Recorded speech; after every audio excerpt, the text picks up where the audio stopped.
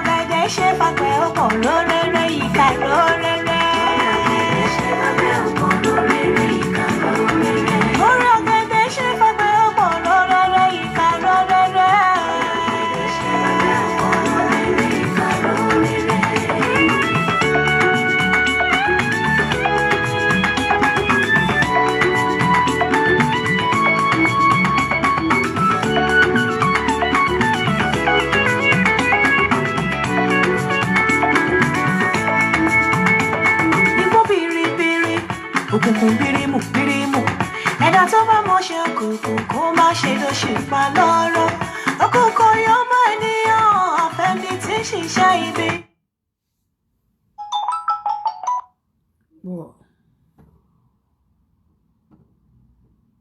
Àdíyá fọ́pẹ́ ìṣòro gbìkà tí fífi gbẹ̀san rẹ̀ kò ṣíwọ́ oore ṣíṣe ṣùgbọ́n pípa olóore kì í fọ́ àwọn olóore kì í fọ́ ayọ́ tọwọ́tọmọ ní alẹ́ oore ẹ̀dá jẹ́ ká hùwà ire oore ọ̀gẹ̀dẹ̀ ṣe fàgbẹ̀ òpó lórere ìka lórere oore ọ̀gẹ̀dẹ̀ ṣe fàgbẹ̀ òpó lórere ìka lórere. Ọ̀gẹ̀dẹ̀ ṣe fàgbẹ̀ òpó lórere ìka lórere. Oore ọ̀gẹ̀dẹ̀ ṣe lọ́pọ̀ lórere ìka lórere. Ọ̀gẹ̀dẹ̀ ṣe fàgbẹ̀ òpó lórere ìka lórere.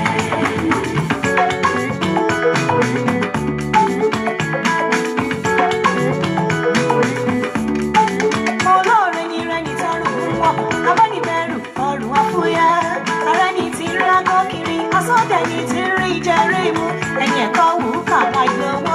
Aṣèrànwọ́ àti kàwé ní ìròyìn kọ́pọ̀lọ́ pípẹ́ lè hàn ayé rí.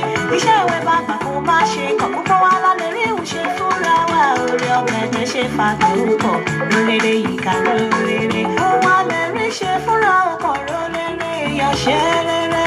Ọ̀gẹ̀dẹ̀ ṣe fàgbọ́pọ̀ lórere ìka lórere. Ẹ jẹ́ ká ṣe rere fúnra máa lè gbẹ̀san rere. Ọ̀gẹ̀dẹ̀ ṣe fàgbọ́pọ̀ lórere ìka lórere. Ọ̀pọ̀lọpọ̀ mẹ̀kúnnù. I am live. I am live. Tó di dókítà tó dájọ́ tó dẹni tó mú iná ọlọ́rẹ̀ ọ̀rẹ́ kì í jẹ́ àjẹwẹ̀yìn kì í jẹ́ ohun àìfẹ́ nìkan jẹ́ kì í daṣọ́gbó ìlòhùn ẹnìkejì orí ta ṣe fẹ́ dìyẹ kì máa yí gbé ó pé ayọ̀mí tọrọ sí mi lẹ́nu orí ọ̀gẹ̀dẹ̀ ṣe fàgbẹ̀ òpọ̀ lórere ìka lórere orí ọ̀gẹ̀dẹ̀ ṣe fàgbẹ̀ òpọ̀ lórere ìka lórere. Ọ̀gẹ̀dẹ̀ ṣe fàgbẹ̀ òpọ̀ lórere ìka lórere. Orí ọ̀gẹ̀dẹ̀ ṣe fàgbẹ̀ òpọ̀ lórere ìka lórere. Olówó kan láàrin yóò tòṣì mẹ́fà olóhùn gangan ló tòṣì ayé ẹ̀gbọ́n àwọn ẹbí rẹ̀ ń jìyà olóòlọ́lá ojú ìyá àdánìkan jẹ́ ti dánìkan kú mo bá lọ kí n la ọ̀rọ̀ lẹ́yìn rẹ̀ máa wáyé máa yà tìrẹ nìkan kan máa ṣoṣù kátẹ́rì bẹ̀rù ayé ó sáré sáré ó fẹ́ forí sọ́ọ̀kì ó sáré sáré ó forí sọ̀lẹ̀ ọ̀túnwẹ̀ òsì òsìwẹ̀ ọ̀tún dákun ọ̀rẹ́ mi lọ́wọ́ fi ń mọ́ ó bá lórí rẹ́rọ ẹnì kejì kálẹ̀ wípé ó ṣe wọn ó lè ṣe orí ọ̀gẹ̀dẹ̀ ṣe fàgbẹ̀ òpó lórere ìka lórere orí ọ̀gẹ̀dẹ̀ ṣe lọ́pọ̀ lórere ìka lórere. Ọ̀gẹ̀dẹ̀ ṣe fàgbẹ̀ òpó lórere ìka lórere.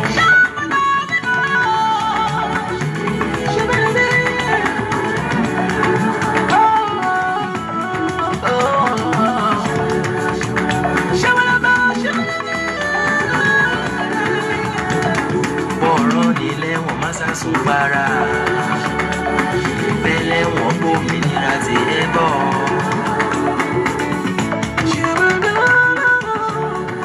Àwọn ìkú sórí bẹ̀bẹ̀ sọ́kàn.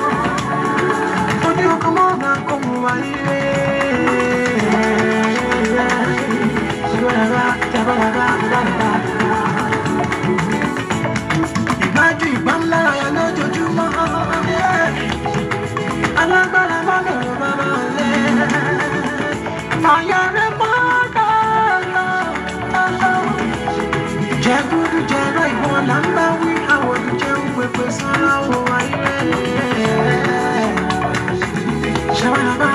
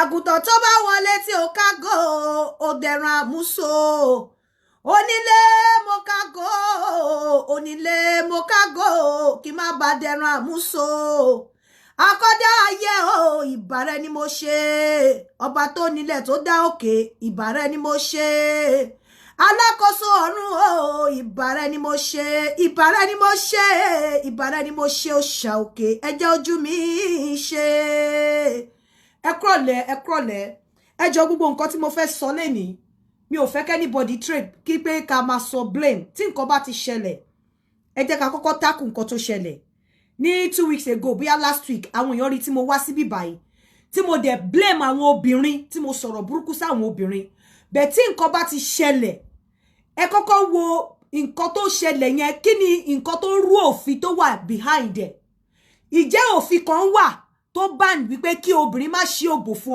ọkọ ẹ̀ kò sófin náà ìjẹ́ òfin kan wà tó ban pé kí obìnrin má play pẹ̀lú ọkọ ẹ̀ lórí fóònù pé kó fi rẹ̀ sílẹ̀ lẹ̀ kò sófin náà òfin wà tó sọ wípé ọkùnrin ò gbúdọ̀ gbé òbò síta òfin tó wà nìyẹn so ẹ jọ̀ọ́ nítorí Ọlọ́run mo mọ̀ wípé àwọn obìnrin ẹ ṣe rí ọ̀rọ̀ àwọn obìnrin àti ọ̀rọ̀ wa ọ̀rọ̀ àwọn ọ̀pọ̀lọpọ̀ èèyàn àmàmà ó dàbí kéèyàn bí ọmọ èyàn ò kí ń give up lórí ọmọ ọ̀ntì tí wọ́n bá rí pé ọmọ ti bàlágà ó ti gbọ́n ó ti tójà rẹ̀ gbé so a ní give up a máa create awareness but èyí tó ṣẹlẹ̀ lẹ́nìí ó lágbára gbogbo yín lẹ rí picture ẹni tó wà lórí page mi ẹ rí pé mi ò tí sọ̀rọ̀ òdì sónítàn mo kàn ní ẹ gbà mí o mi ò ríru eléyìí rí mi ò dẹ̀ rí lóòótọ́ lẹ́nìí ọmọbìnrin kan ti ń try láti catch attention mi níwájú ọlọ́ àti yàn ńgbà tí mo rí pé ó ti ń become a nuisance mo block ẹ̀ dànù lórí phone mi mo wá bí mo ṣe block ẹ̀ tí mo gbé phone mi báyìí mo kàn rí attention mi kàn catch one of the messages tó send wípé òun mọ̀ pé òun ti wà doom for life pé òun máa lọ para òun bí mo ṣe sáré unblock ẹ̀ nìyẹn mo wá bẹ̀rẹ̀ sí ní go through message yẹn mo wá gbọ́ ṣé ẹ mọ̀ pé mi ò ní ṣe nǹkan láì má investigate mi ìdẹ̀ ní ṣe nǹkan láì tú iṣu dé sàlẹ̀ kòkò nígbà tó sọ̀rọ̀ yẹn fún mi tí mo gbọ́ tán mo wá ní fún mi ní evidence send àwọn pictures tí bọ̀bọ̀ yìí send sí ẹ send wọn sí mi ó ní bọ̀bọ̀ yẹn ó ní bó ṣe ń send pictures sóhun ó ní bẹ́ẹ̀ ló ń delete ẹ̀ mo lókè tó bá jẹ́ bẹ́ẹ̀ ni fún mi ní nọ́mbẹ̀ ó fún mi ní nọ́mbẹ̀ mo lókè lọ ṣe nǹkan báyìí trigger pẹ̀lú àwọn ọ̀rọ̀ báyìí trigger pẹ̀lú àwọn ọ̀rọ̀ báyìí ó dẹ̀ ṣe mo tó bá ti trigger tó bá ti send àwọn pictures yẹn sí ẹ mo ní quickly kó forward the picture yẹn sí mi ó dẹ̀ trigger ẹ̀ lóòótọ́ bọ̀bọ́ yẹn wá send àwọn pictures nude pictures ẹ̀ ó send ẹ̀ sí ó wá forward ẹ̀ sí mi at the end of the day mo bá bọ̀bọ́ yẹn náà sọ̀rọ̀ mo fẹ́ kẹ́ gbọ́ ibi tí ọ̀rọ̀ yẹn ti bẹ̀rẹ̀ tó fi wá dé ẹjọ́ gbogbo àwọn tó bá jẹ́ òṣìṣẹ́ bank bíi GTB tó jẹ́ òṣìṣẹ́ bank tó ṣiṣẹ́ ní bank mo fẹ́ kẹ́ bá wa listen sọ̀rọ̀ yìí torí ó máa kàn yín torí ọ̀rọ̀ yẹn máa kàn gbogbo àwọn tó ń ṣiṣẹ́ tó jẹ́ ọ̀gá bank ọ̀rọ̀ yẹn máa kàn yín bọ̀bọ́ tó wà lórí page yẹn a lot of people mọ̀ wọ́n ní àwọn èèyàn mọ̀ sí T-Money mo ti bá sọ̀rọ̀ lẹ́ni bẹ́ẹ̀ ibi tó ti kàn mo máa mú wá fún yín bọ̀ mo kọ́kọ́ fẹ́ kẹ́ gbọ́ conversation èmi àti bọ̀bọ́ tó fẹ́ gbóbò síta conversation ọmọ tí wọ́n fẹ́ gbóbò ẹ̀ síta ẹ máa gbọ́ wini lẹ́ni ẹ jẹ́ kí n kọ́kọ́ play ọmọ tí wọ́n fẹ́ gbóbò ẹ̀ síta kẹ́ kọ́kọ́ gbọ́ ohun ẹ̀ kẹ́ wò bóyá ohun yẹn ò ní move yín gẹ́gẹ́ bí abiyamọ ẹ má jẹ́ ká trade blame ẹ jẹ́ ká kọ́kọ́ tiẹ̀ kọ́kọ́ bá lẹ́lẹ́rọ́ yọ̀rọ̀ ká wá fà bọ̀m̀bẹ́dì yẹn ẹ gbóhùn ọmọ yẹn.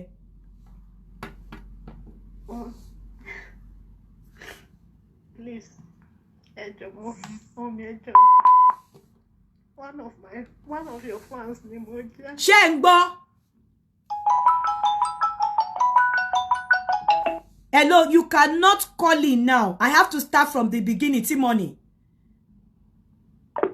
Yeah. Èmi búra mi ti fira, mo ti ṣera mi. Mo meet bàbá kan ní orí Facebook. So, Asha sọ̀rọ̀ títí ó bẹ̀ mí títí. Later, after some months, mo ṣàgbà. Be that way, I'm lonely. Lè distract mi, màá play ẹ, màá sọ̀rọ̀ lórí nǹkan tí mo fẹ́ sọ. Gbogbo ẹ̀yin tẹ́ ń pè yẹn distraction ni yín. So, èèyàn bàbá Asha máa ń ṣeré, èmi ò kà sí.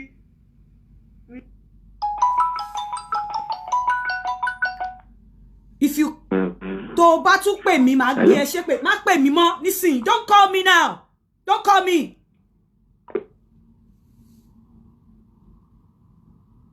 One person tó jẹ́ pé mo máa ń trust. So, èmi àti bàbá yẹn máa ń ṣeré. Èmi ò mọ̀ pé ó rékọ̀dì mi torí èmi ò rékọ̀dì ẹ̀. Towards around 21 of last month, mo rí pé mẹ́sẹ̀jì kan ṣàwọlé through phone through another number. Ó wá jẹ́ fídíò mi. Immediately ni mo ti mọ̀ pé àtọ̀dọ̀ ẹ̀ ló ti wá. Ó ní kí n sọ 2 million naira. Mo ní mi ò ní pé ṣé kìí ṣe ìfẹ́ tó ní pé ò ní sí mi tàbí ní síra láti fi ṣe kọ̀bí eléyìí. Only 2 million naira because if nọ́mbà mọ́ ìmí ti wà lọ́wọ́ ẹ̀ tó ń bá mọ́ ìmí sọ̀rọ̀. Àwọn àbúrò mi nílé l'Edo State tí wọ́n jọ ń sọ̀rọ̀. Wọ́n jọ máa ń sọ̀rọ̀ lórí WhatsApp. At last, mo lẹ́yìn gbogbo ẹ̀ mo send 200,000 sí. Ìgbà tó ní pé kí ìsọ 100,000 just because truly pé òun ní ìfẹ́ mi. But iṣẹ́ tó ń ṣe kíkò gbàgbé ẹ̀. Èní mo ṣàtìrú pé o send another message ṣe bí mo ń try best mo ní best of what ó wá ní pé another 200,000 kí tún send another 200,000 sí o. Later ó tún ní pé 2 million naira ẹ jọ̀ọ́ mọ́ mi ẹ ràn mí lọ́wọ́ ẹ jọ̀ọ́ torí Ọlọ́run mi ò dẹ̀ fẹ́ kí mọ́ èmi mọ̀ sí tí mọ́ èmi bá mọ̀ sí Èkó kò lè gbà á fẹ́ kú tí ò bá kú díẹ̀ lákù ìjọ̀ọ́ torí Ọlọ́run.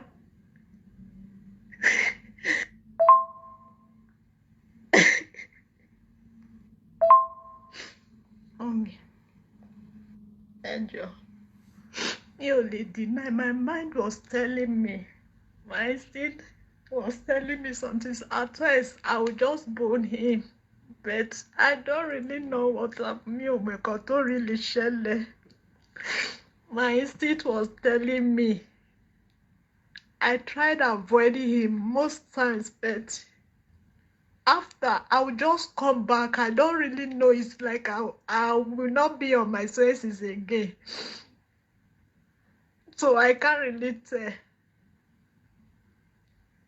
Please, US Olówà ní àwa.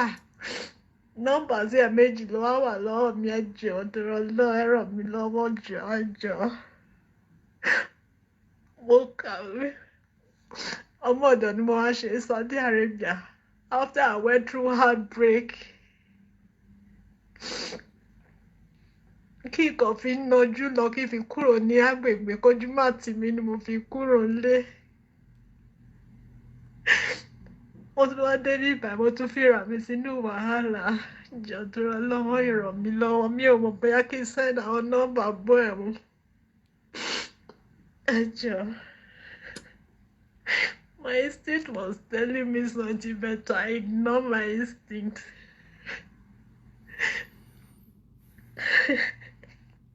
Now somebody is saying T-Money is a 419. I know him better. I don't understand that. T-Money is coming on this program to clear himself. Ẹ jọ̀ọ́ torí Ọlọ́run. Ẹ bá mi pè ká ẹ bá mi bẹ̀. Ẹ jọ̀ọ́ torí Ọlọ́run mo fọlọ́ba bẹ̀ yín. Ẹ jọ̀ọ́, ẹ jọ̀ọ́, ẹ jọ̀ọ́, ẹ jọ̀ọ́. Mọ́mì ẹ jọ̀ọ́. Torí ìdí tí mo fi believe ẹ̀, ó ní kí n máa lọlé. Pé kí n máa lọlé last month ló sọ, last 2 months àbí. Bọ̀bọ̀ 419 yẹn ló ní kó máa lọ́lé o, pé wọ́n wá gbálẹ̀ wọ́n wá fẹ́ láti ilé. So a week tí bá délé pé òun bọ̀ pé ká wá ṣe introduction ṣe gbogbo ẹ̀. Èmi wá ní pé kò jẹ́ kí n ṣiṣẹ́ dá December kí tó máa lọlé torí December níṣẹ́ mi máa parí. Kó jẹ́ kí n ṣiṣẹ́ dá December kí tó máa lọlé. Kó má jẹ́ kí kíni wá ní pé owó tó kù oṣù yẹn, àwọn oṣù tó kù pé ló ní mò ń gbà lóṣù mo ṣe àsọ fún. Ó ní kí sẹ́ẹ̀dì ẹ̀ kí lọlé pé owó oṣù méje mẹ́jọ tó kù yẹn pò wá fún mi. Èmi wá ní pé okay tó bá jẹ́ pé ó really serious torí mi ò fẹ́ délé kó wá di pé mo lọ máa ka ṣe kínní. Mo wá ní pé okay tó bá jẹ́ pé ó really serious kó send owó yẹn. Tó bá ti send owó yẹn níwájú Ọlọ́run àti ènìyàn. Níwájú Ọlọ́run àti ènìyàn èmi ti ní lọ́kàn pé tó bá jẹ́ pé ó send owó yẹn lóòótọ́ pé tí bá ti délé tó bá ti wálé pé máa dá owó yẹn padà fún pé mo fẹ́ fi yẹn ṣe kí lè mọ irú èèyàn tó jẹ́ kó lè tó bá jẹ́ pé ó really jẹ́ èèyàn tó serious.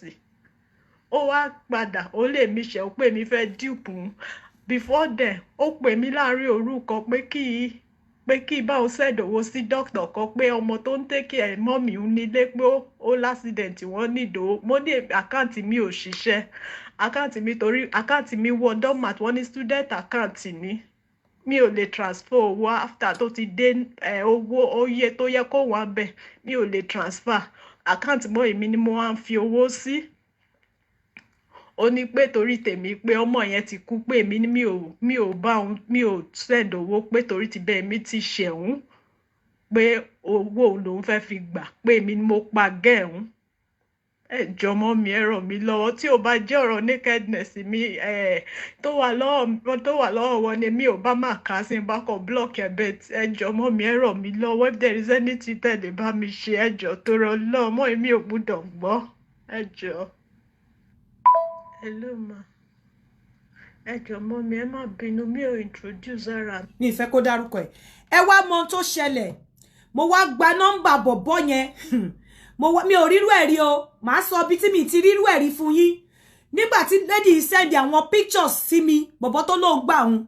Mo rí picture yẹn níwájú Ọlọ́run àtèèyàn. Mo wá padà pé lady yìí. Mo ti rí ní picture lady yẹn, mo rí picture ẹni tó send sí mi. Ó dẹ̀ bá lady mo wá bi lady pé ìjẹ́ ẹni tó wà nínú picture yìí, ìyẹn picture tó wà lórí page mi. Mo ní o sure pé ẹni tó wà nínú picture yìí ni ẹni tó jọ ń romance lórí phone. Ó ní bẹ́ẹ̀ ni. Mo ní sure ó ní bẹ́ẹ̀ ni. Mo lókè mo bá mú picture yẹn. Mo ní èmi á post, mo ní kí tó post picture yìí. Mo ní jẹ́ kí n bá bọ̀bọ́ yẹn sọ̀rọ̀. Mo wá pe bọ̀bọ́ yẹn ẹgbọ́n nǹkan tí ẹgbọ́n bí bọ̀bọ́ yẹn ṣe sọ̀rọ̀ fún mi tó fi bí mi nú tí mo fi wá lọ post picture yẹn. Meanwhile mo bèrè lọ́wọ́ lady pé ṣé bọ̀bọ́ yìí rèé ṣé o ti rí ó láwọn jọ máa ń ṣe video call kó tó di wípé mo dẹ̀ rí àwọn nǹkan tí lady yìí sẹ́yìn sí mi ìwòwò tó sẹ́yìn sí mi mo rí pé video call ni. Ó ní kò gbà káwọn jọ ṣe call lórí WhatsApp ó ní video call lórí Messenger ó ṣàlàwọn máa ń ṣe video call ó send ẹ̀ sí mi. Ẹ wá wo ọ̀rọ̀ tí èmi àti bọ̀bọ́ yẹn jọ sọ.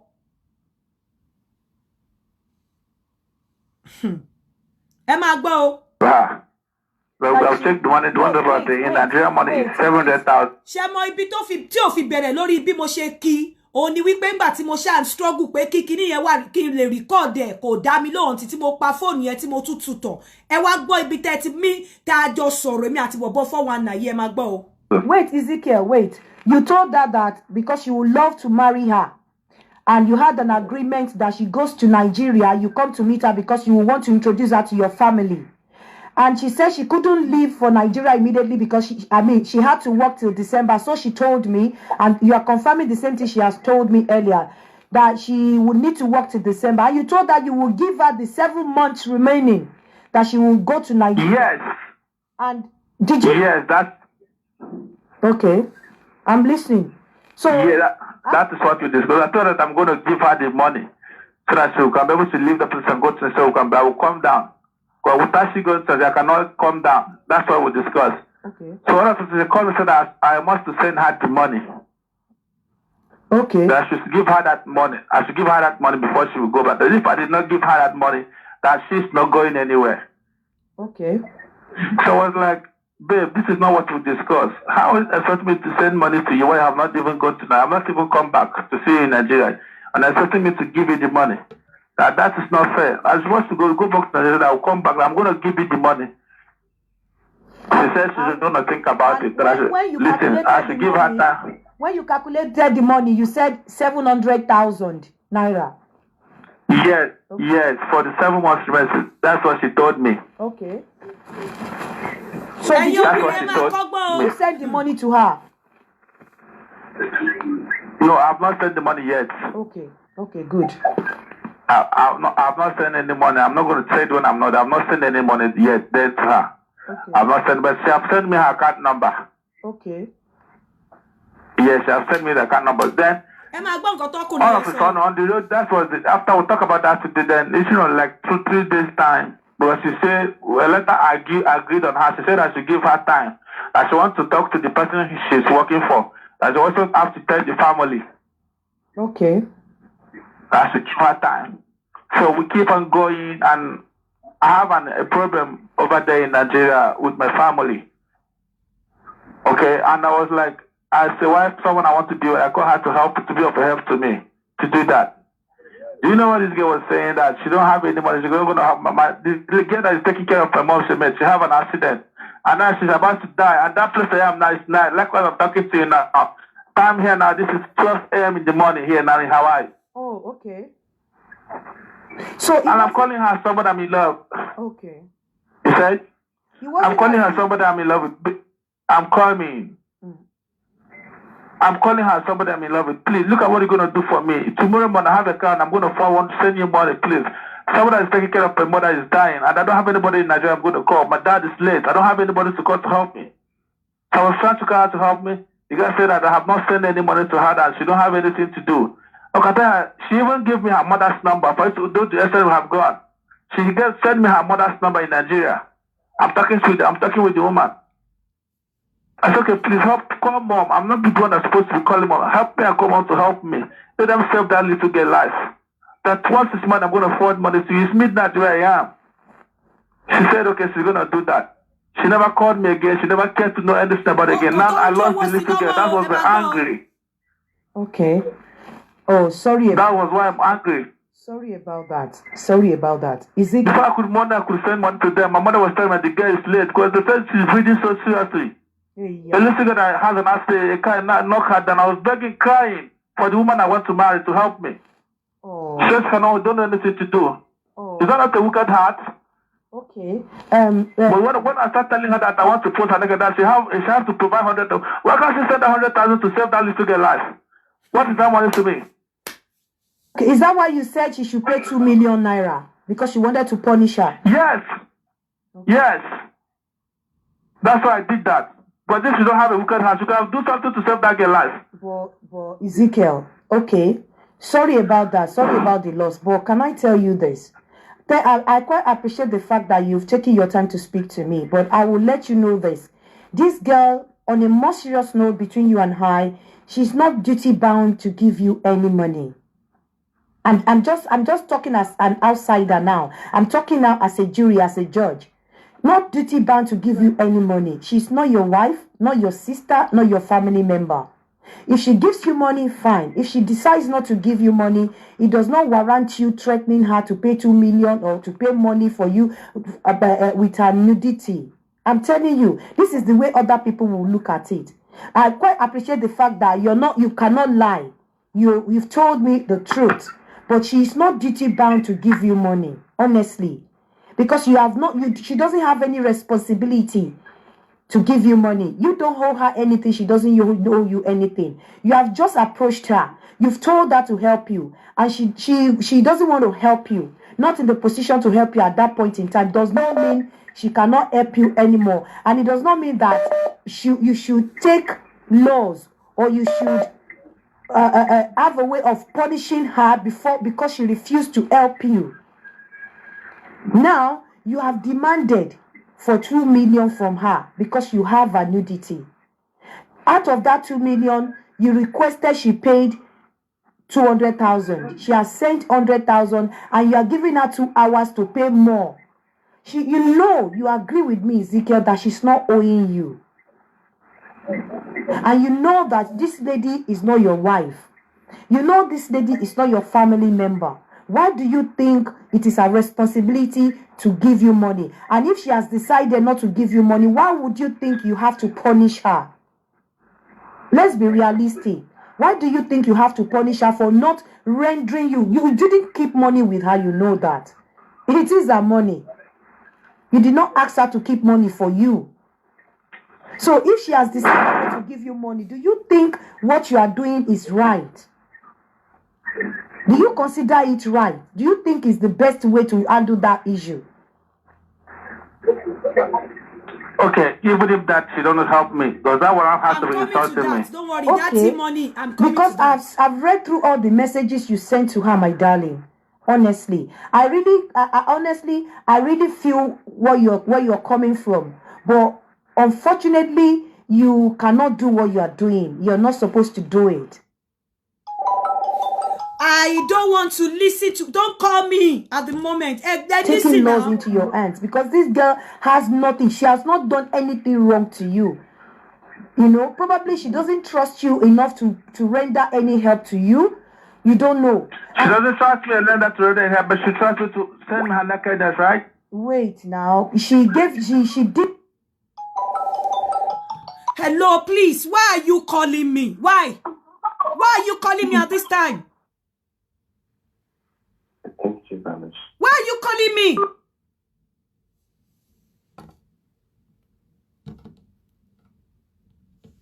You were playing. While you were playing together on the video, she also saw your naked. Listen to me. She doesn't trust me. I mean, I want to ask you something. You're saying, judging it this way. She doesn't trust me. Can you just open your nakedness to a man he doesn't trust? Listen. You as a woman, don't say the truth. Listen. Let me. I'm coming. I asked you a question. I haven't answered me. Can you open your nakedness, the full nakedness, do anything to a man he doesn't trust? Hello, listen. Can you do that? Hello. If not, I will. Okay, now she has to give back the 100,000, but I've been crying, begging this girl to have this little girl. Now she's dead. What will I gain? What if I gain having her as a wife? I'm sorry about that. I suppose I want to marry. I'm sorry about that. I'm sorry the girl died. She's the girl taking care of my old woman never died. I'm begging this girl, crying. She didn't even pity. She was really telling me rubbish. I'm very, very sorry about that. Sorry it happened like that. And sorry, at this junction, you don't want to add more problems to your problems and more headache to your headache. You already have one. Because of the death of the girl, you're nursing a pain already. So if this thing, as I am talking to you now, if I talk to you and I'm unable to resolve this, I am going to put this thing out there. And you may not like what would happen. So it's better for you to if you listen to me, if you want to put it in that form, nothing is going to happen. If you try to make peace, you make peace. If you want to try to make it to a way of trouble, I'm going to publish the video and nothing's going to happen. Sweetheart, don't just tell me rubbish, okay? Wait, darling. If you want to make peace between me and her, you make a peace. If you don't want to make a peace, you want to make it as a trouble, you do it. And I'm going to publish the video. Listen, my darling. Listen. Nothing's going to happen. Listen, my sweetheart. I'm here for peace. I am here for peace. So why telling me you're gonna put it out there? What's gonna happen? I'm not gonna like it. What is gonna happen? My darling, because the way you are raging, the way you are going, I've been begging.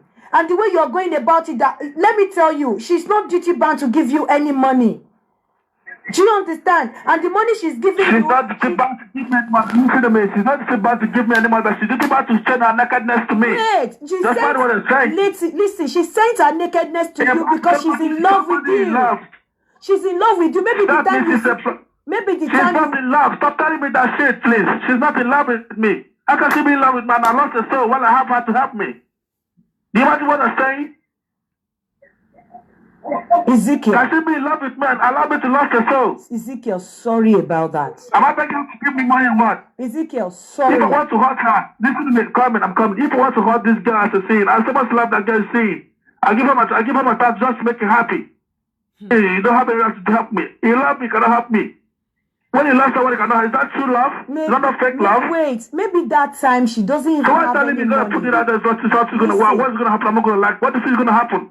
Ezekiel, what is gonna happen? Okay? Ezekiel, maybe don't she tell me doesn't. that shit. Okay, sorry about telling you shit. Maybe she doesn't have money when you requested. Have you thought about that? Maybe as at the time you requested she for have the money. She have the money. Listen to me. She says she doesn't. She never tell me she don't have money. She says she have money, but she cannot. The money, the transfer something or whatever it was said. She don't have any permit to transfer money. That's what I call mom to help me. She says she can never call mom for any reason. She cannot call mom for that kind of rubbish thing. What kind of talk is that? Am I a kid? Am I begging her for money? If I tell her being in Hawaii here, I'm not begging her for money.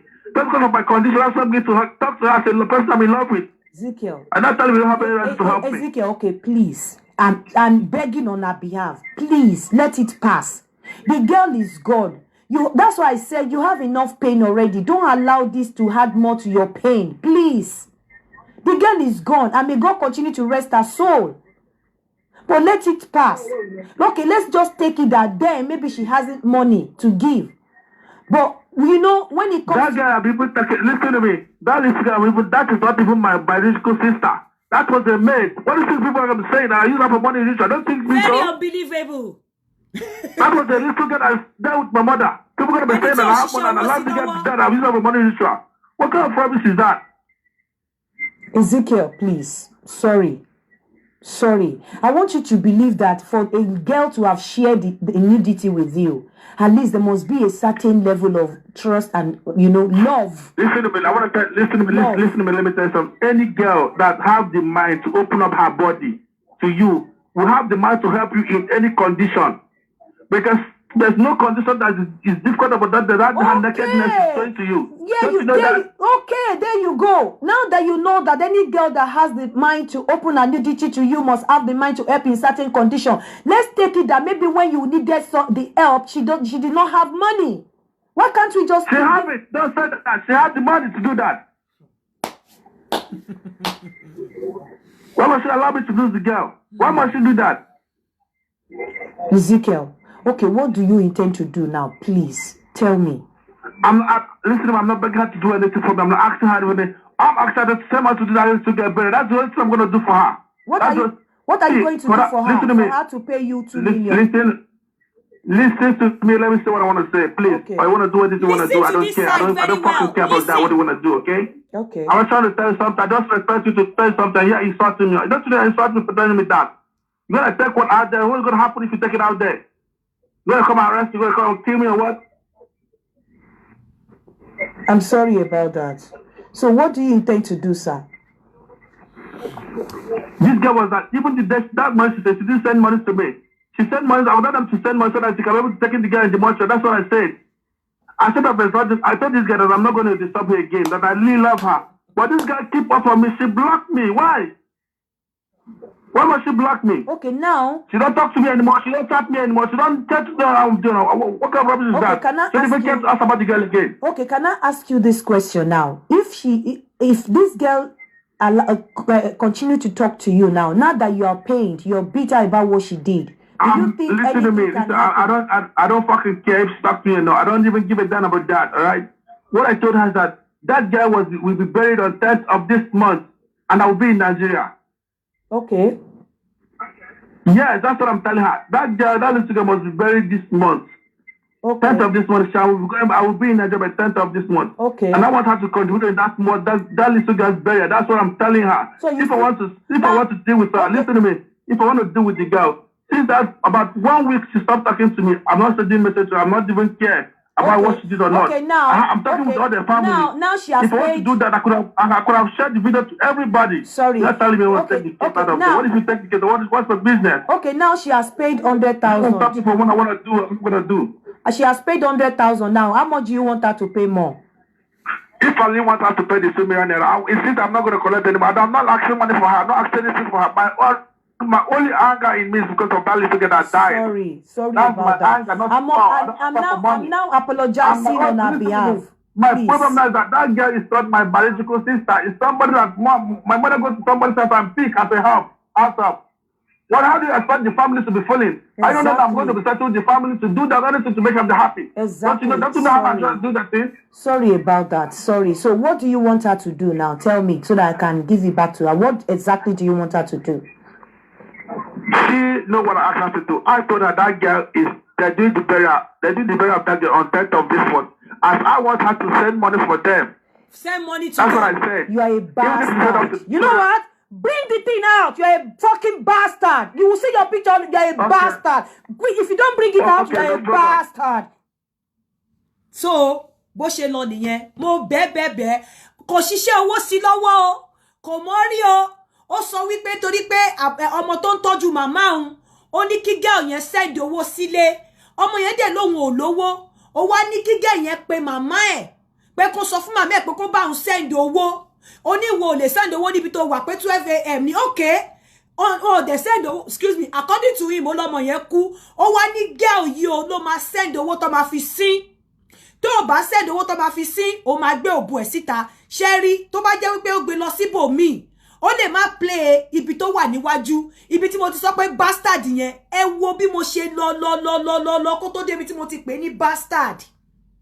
Ẹ wo bí mo ṣe lọ ẹ wo bó ṣe drag mi, ẹ wo bó ṣe sọ̀rọ̀, ẹ wo bó ṣe bú mi, ẹ wo bó ṣe lo f word sí mi. Ọmọ tí ò ṣiṣẹ́ owó pamọ́ sí ẹ lọ́wọ́ tó ń ṣe ọmọ ọ̀dọ̀. Ẹ̀yin obìnrin ẹ máa kọ́gbọ́n tó ń ṣe ọmọ ọ̀dọ̀ ní Arab countries. Ó wá ní kó ó ní nǹkan tó máa ṣe fún ní kó máa send owó. Meanwhile, ó ti send account number kan ní Nàìjíríà tí yẹn ti fọwọ́ sí. Ibẹ̀ láti máa require àwọn tó ń ṣiṣẹ́ ní GTB account ní girl yẹn ti kọ́kọ́ sanwó sí fún. Tó ti san àwọn owó kan sí fún GTB account yẹn wà lọ́wọ́ mi, ó send kíní yẹn sí mi. Now, ẹ wá mọ bí tí money ti wọlé. Nígbà tí girl yẹn send the picture sí mi, mo send ẹ̀ sórí page after tí mo ti béèrè lọ́wọ́ girl yẹn ní àwọn ṣe video call. Mo ní show ọ̀pọ̀ ọmọ yìí ni mo send ẹ̀ sórí page. Mo send ẹ̀ sórí page rí pé mo sọ pé ẹ gbà mí torí mi ò rírú ẹ̀ rí. Mo wá bẹ̀rẹ̀ sí ní lọ wo page mi from now and then. Mo wá rí èèyàn kan tó send picture pé aunty picture òun leléyìí òun lòun ní. Mo send message sí pé call me, mo fi number mi síbẹ̀. Àwọn tó send picture mi lélẹ̀ mo fi number síbẹ̀, kò pẹ́ ni tí money wá pè mí. Nígbà tí money pè mí ló bá ní àwọn kan máa ń fi kíní un ṣe, wọ́n máa ń fi ṣe scam. Àwọn èèyàn máa ń lo picture fi ṣe scam. Bó ń ṣe jẹ́, please don't call me now. Don't call me. Bó ń ṣe jẹ́ leléyìí. Àwọn kan máa ń fi picture un ṣe kíní. Ó ṣàlàyé ìyàwó òun rèé, ó fi kíní ìyàwó ẹ̀wọ̀n mi nínú pillow. Ó ṣàlàyé fún mi promoter lòun. Àwọn èèyàn kan ti ń pè lóòótọ́, àwọn èèyàn kan sọ lórí page mi. Baby tí èèmọ̀ ti wá jẹ́ tó ti jẹ́ èèmọ̀ sí mi. Tí mo fẹ́ káwọn àwọn ọlọ́gbọ́n ayé 70% torí bí tí money ṣe bó ṣe approach mi, bó ṣe bá mi sọ̀rọ̀ 70% mo lè sọ pé bóyá òun kọ́. Mo sọ fún òun náà pé 70% mo gbà pé ìwọ kọ́ torí pé ìwọ ló find mi, ìwọ ló bá mi sọ̀rọ̀, ìwọ ló pè mí. Ó dẹ̀ fún oríṣiríṣi nǹkan wọ̀n mi báwọn èèyàn ṣe ń lò ẹ́. Àwọn èèyàn dẹ̀ tún ń pè ẹ́ níbi tá ti ń sọ̀rọ̀ lọ́wọ́ tó sọ pé ṣé o ti rí page Yinka TNT. Bẹ́ẹ̀ nǹkan tó wá jẹ́ ìyàlẹ́nu fún mi ni wípé mo ṣe video call láàárín èmi àti girl yẹn àti T-Money àti one other guy tó jẹ́ bí àwọn strong member Yinka TNT. Àwa mẹ́rẹ̀ẹ̀rin wà lójú video call. Girl yẹn dẹ̀ ń sọ categorically pé T-Money ní pé bọ̀bọ̀ yìí níṣẹ́. Wọ́n wà lórí video call. T-Money dẹ̀ ń sọ wípé àwọn tó ń ṣe scam yẹn pé wọ́n máa ń ṣe.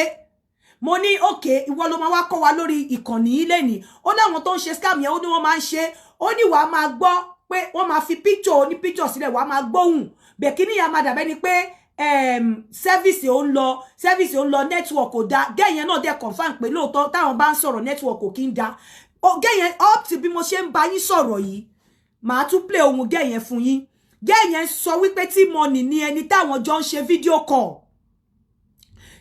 àti Money dẹ̀ sọ pé òun kọ́ èmi náà 70% mo gbà pé kò ń ṣe T-Money bẹ́ẹ̀ bọ́ ṣe kò yé mi mo dẹ̀ bí T-Money mo ní T-Money báwo náà ṣe ó ṣàlàyé mo ní ṣé wọ́n ti ṣerú ẹ̀rí ni àbáwọn tó ṣerú ẹ̀rí wà pẹ̀lú ẹ báwo ni wọ́n ṣe mọ̀ pé wọ́n ń ṣe torí gá yẹn dúró síwájú ẹ ó dẹ̀ sọ pé ìwọ ni sẹ́ lórí video call títí mo fi wá sórí kíní gá yẹn sọ fún mi pé T-Money ni but 70% èmi gbà pé kò kí ń ṣe T-Money you understand but kò yé mi mo ṣe ní àwọn tó lọ́gbọ́n jù mí lọ àwọn tó nímọ̀ jù mí lọ mo fẹ́ kí wọ́n bọ́ta ẹ máa gbọ́ ohun gá yẹn o. ju pé fèsì ẹ nìyẹn ẹni tí mo rí ẹni tí èmi àti ẹjọ máa ń sọ̀rọ̀ ní fídíò call nìyẹn tá bá ti jọ sọ̀rọ̀ fídíò call díẹ̀ network á lọ èmi tí ẹ complain pé ṣe bí a ní pé network yìí lọ pé kò gbé fídíò òun kò gbé fídíò pé network ọ̀dọ̀ òun ò dáa mo máa tiẹ̀ máa complain pé kí ló dé ìwọ tó wà ní western world ibi tó wà tún dáa ju ibi tí mo wà lọ. T-Money dẹ̀ sọ bẹ́ẹ̀ lóòótọ́ pé network máa lọ pé scam ni. mi ò ní evidence torí mi ò snapshot tiẹ̀ bá ṣe jọ ṣe fídíò tọkọ mi ò lọ sí snap rí pé kí snap ẹ tàbí kí rẹkọọdì ẹ rí mi ò rò rí pé nǹkan bó ṣe máa rí lédè mi ò ní. tẹ́ bá wo kọ́mẹ̀ntì àwọn kan ní T-Money ni àwọn kan ní T-Money kọ́ but 70% èmi sọ pé T-Money kọ́ 70%. kò sí nǹkan mi tí mo tún ní ju orúkọ account number tó send sí mi tí mo send owó sí rí kò sí nǹkan tí mo tún ní. ẹ máa gbọ́ o ọmọ yẹn ṣáà sọ pé òun ni. ìgbà tá a kọ́kọ́ bẹ̀rẹ̀ tá a ń sọ̀rọ̀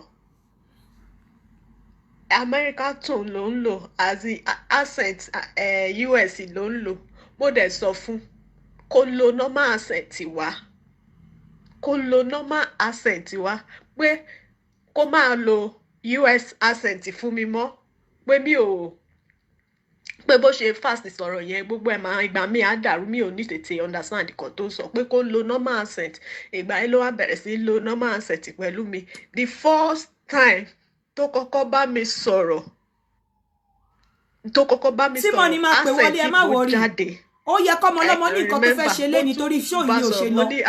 now your accent your real indigenous accent has come out from your mouth real accent tí ẹ jáde Igbo accent ló jáde but later àwa tún jọ sọ̀rọ̀ continuously accent yẹn parẹ́ ó wá bọ́ sí normal talking kò ní accent Yorùbá kò ní accent Igbo kò ní Hausa ó kó wá bọ́ sí normal kò ní ti US ó wá bọ́ sí normal accent nígbà yẹn kó tó di pé ikọ̀ tó ṣẹlẹ̀ yìí wá ṣẹlẹ̀. Mọ́mì.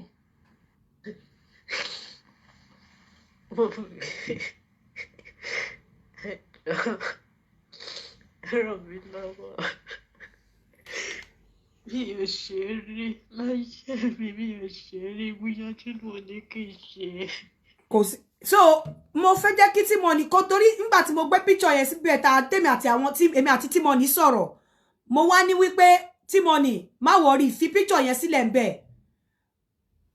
A lot of people wọ́n lè lọ fi picture yẹn lọ scam wọn bẹ̀ wá clear ara ẹ̀ torí 70% to me mo sọ fún pé ní ibi tèmi ti wá brilliant student ló máa ń gba A àmì ló máa ń gba 70 so 70% yẹn o mo gbà wípé kò kí ń ṣèwọ but lady yẹn mo máa pè nísìnyí mo máa ó ti máa gbé wọn àti T-Money sọ a ní T-Money ni T-Money dẹ̀ ṣàlàyé fún wípé báyìí náà ṣe ń ṣe but lady yẹn ò gbà so ẹ̀yin mo fẹ́ kí ẹ̀yin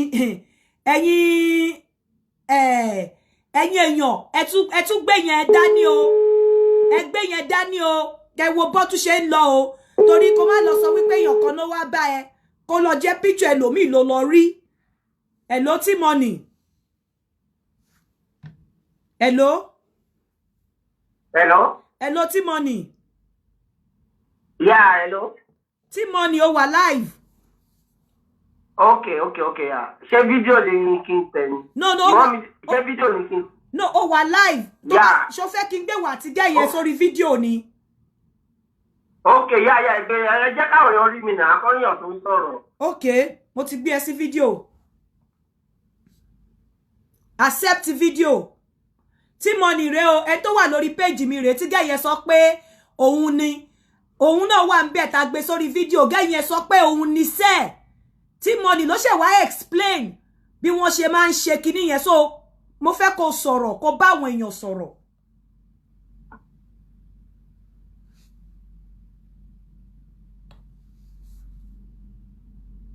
Ó yá sọ̀rọ̀, T-Money. Okay, ẹ káàtó everybody tó wà lórí online. Yeah, T-Money as a popular name. Sọ̀rọ̀, má sọ̀rọ̀ ẹ. Mò ń sọ̀rọ̀ lọ. Ẹ̀yin ẹ dákẹ́, mò ń sọ̀rọ̀ lọ. So, okay. Ọmọ Yorùbá ni mí, I'm from Ondo State. Ohun èèyàn tó ń sọ̀rọ̀ is ọmọ Igbo. So, lady ọ̀hún ṣe first time. Tó máa fi picture mi gbà nǹkan lọ́wọ́ ẹ̀. I'm into entertainment and I'm very new. You understand? So, àwọn fans mi tó rí bí tó ti post nǹkan, àwọn ẹ̀ ló ń pè mí pé, T-Money, they don't go post your picture. So, irú àwọn nǹkan bẹ́ẹ̀ yẹn. Ìgbà tó ń pè mí, èmi gan wà pé kí ló ń ṣẹlẹ̀, àwọn èèyàn máa ń pè mí dáadáa, máa wò pé even though from Canada, from London, from this thing, from Yasan, I based in Barcelona. So me, this America mo gbé. So lady number one, mo kàn tún fẹ́ fi opportunity láti sọ fún àwọn tó wà lórí platform yìí pé anybody tí ẹ bá mọ̀, no matter kẹ́ meet yàn lórí Facebook, ní like àti máa ní relationship pẹ̀lú ẹni ẹ̀ to the extent ẹ máa send naked picture yín. Go to my Facebook, Tommy K, T-Money Worldwide. You will see me with the artists, different artists. Now, a fẹ́ kó sọ nǹkan tó ṣẹlẹ̀, ṣó mọ̀ pé òun ṣàlàyé bó ṣe ń ṣe kinní yẹn tó máa gbé ojú ẹlòmíì sí. Ṣé bí mo ṣe ń sọ̀rọ̀ ń sìn, bí mo ṣe ń sọ̀rọ̀ yìí, wọ́n máa edit fídíò mi.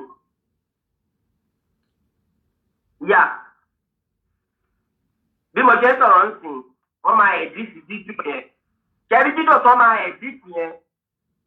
Àtàtọ̀ bá edit fídíò yẹn, wọ́n máa program ẹ̀ sórí kọ̀ǹpútà wọn. So wọ́n máa pe gẹ́ yẹn, àwọn obìnrin náà máa ń lò, tó bá pe gẹ́ yẹn, wọ́n máa sọ fún èèyàn tó ń pè pé network yẹn break, ó ń break. Wọ́n lè sọ̀rọ̀ fún 1 minute. Wọ́n máa ní network yẹn ó ń break. Wọ́n máa ní ká sọ̀rọ̀ direct. Wọ́n ṣe ń ṣe nìyẹn, báwọn yẹn ṣe ń lò fún wọn nìyẹn. So wọ́n lo different after video, after picture. Àwọn fún wa náà so. Má sọ̀rọ̀ ẹ lọ. So gbogbo kan yẹn ló ń lò. You understand? Wọ́n lo ti mic. Even hacking àpọ̀pọ̀ kò ti Genevieve everybody. So why? You are talking òun báyọ̀ sọ̀rọ̀ lórí Facebook. Ẹni yẹn ò lè bá ẹ sọ̀rọ̀ 1 minute. O dẹ̀ lọ send owó sí. O dẹ̀ ń send ní naked picture sí. Even though gbà tí mo rí gẹ́ yẹn gan, mo ní kí mo fẹ́ fi lu gẹ́ yìí ṣe. Yes sir, àwọn èèyàn mọ̀ mi dáadáa, mi lè bá arúgbó mi jẹ́ for this Europe now, kò tíyàn tó ní mọ̀ mi. Bí sísá yín ká ṣe ń bá mi sọ̀rọ̀, àwọn èèyàn ń pè mí wọlé, àwọn fans mi ń pè mí wọlé. Right. So I'm not for that. Ìgbọ́dọ̀ mi kọ̀ fẹ́ ẹ̀yin obìnrin, why? Gbọ́dọ̀ meet yàn lórí Facebook, bá wọn sọ̀rọ̀ lórí video call, ẹni kan máa ẹ lọ ń send owó, ń ṣó ní kẹ́ẹ̀dín fún wọn.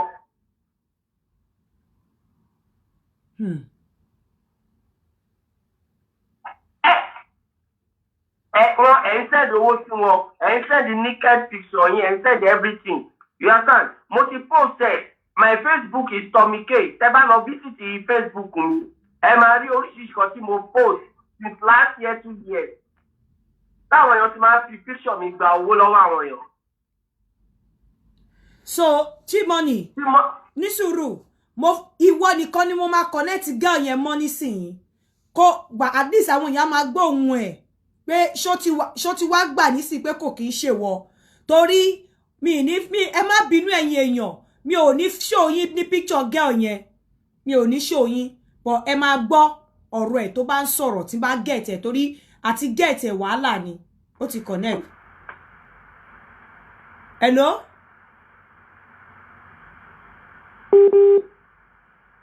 Àti get ẹ̀ wàhálà ni mi ní show yín but kẹ́kọ̀ọ́ gbọ́ torí ó ń sọ pé irọ́ òun níṣẹ́ kò sí nǹkan tí mi ò sọ fún tọmọ ní èmi ò 70% 30% yẹn tó kù ẹ fílẹ̀ fẹ́ mi but 70% mo mọ̀ wípé wọ́n lo torí Sherry. Hello. Sẹ́rí gbogbo picture kan lò. Sẹ́rí many pictures táwọn èèyàn lò sọ́kùn fẹ́ẹ̀sì mi máa ń fọwọ́ sí. On my name. Ẹ̀yin obìnrin ẹ gbọ́ o gbogbo ẹ̀yin obìnrin tẹ́ ń wáyàwó ẹ̀ ń wọ́kọ lórí Facebook ẹ gbọ́ o ọ̀tọ̀ lẹ́ni tó máa bá yín sọ̀rọ̀ ọ̀tọ̀ ní picture tó máa lò even kẹ́ máa ṣe live awareness mo mú wá fún yín sí ni pé even kẹ́ máa ṣe live báyìí kò sọ wípé ẹni tẹ́ ń bá sọ̀rọ̀ live òun lẹ ń bá sọ̀rọ̀ o.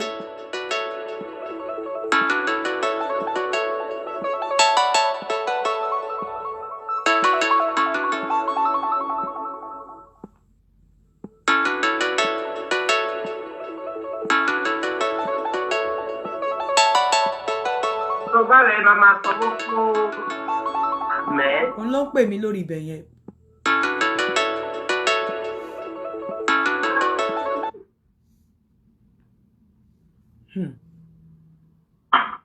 Ohun mọ̀yàn rí òun sanwó. Wọ́n ní kẹ̀jẹ̀ ni o ní relationship with anybody. Òun sẹ́ni ní kẹ̀jẹ̀ fún. O bá yọ̀ sọ̀rọ̀ 1 minute lórí fídíò kọ́ọ̀lù. Wọ́n tún sọ fún ọ ní ìsìn. Which kind of movement are you? Ọmọ Igbo ló ń bá ẹ sọ̀rọ̀ yẹn náà. There is one person tó náà mọ T-Money. Ṣẹlẹ̀ nìyẹn, mo ti capture nọ́mbà ẹ nìyẹn. Èèyàn tó náà mọ T-Money yẹn, ẹnìyẹn máa wá jẹ́wọ́ ara ibi tó ti mọ̀ mí. Àwọn èèyàn sọ bí to be quite honest àwọn èèyàn sọ bí báyìí pé T-Money kìíní kan oh my God people should tó bá tó time tẹ máa pè I will tell you don't call me now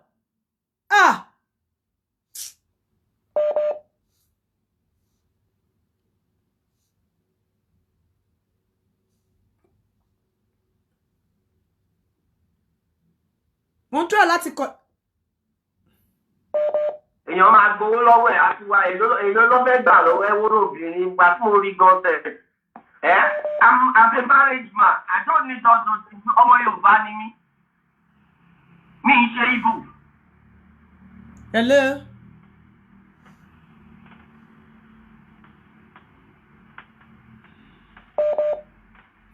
Oh my goodness. Mi ń ṣe Igbo náà. Èèyàn tó ń bá sọ̀rọ̀ yẹn ọmọ Igbo ni. Ṣé kò yẹ kó ní kó wife from that place? Ṣé kò yẹ kó gbọ́ fún ohun eléyìí? Anyway, tí bá lè get Zainab, àwọn náà. Jẹ́ni wọlé tó lóun mọ̀ ẹjọ́ mi mọ̀ tí mo ti mọ̀ ẹ́ bá mi gbé wọlé kó sọ̀rọ̀. Àwọn ọmọ àjẹ́ ti. Hello, what's wrong with your network?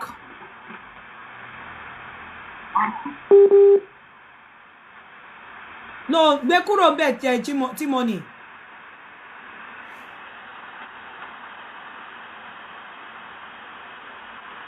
Àwọn UAE yẹn ló wà.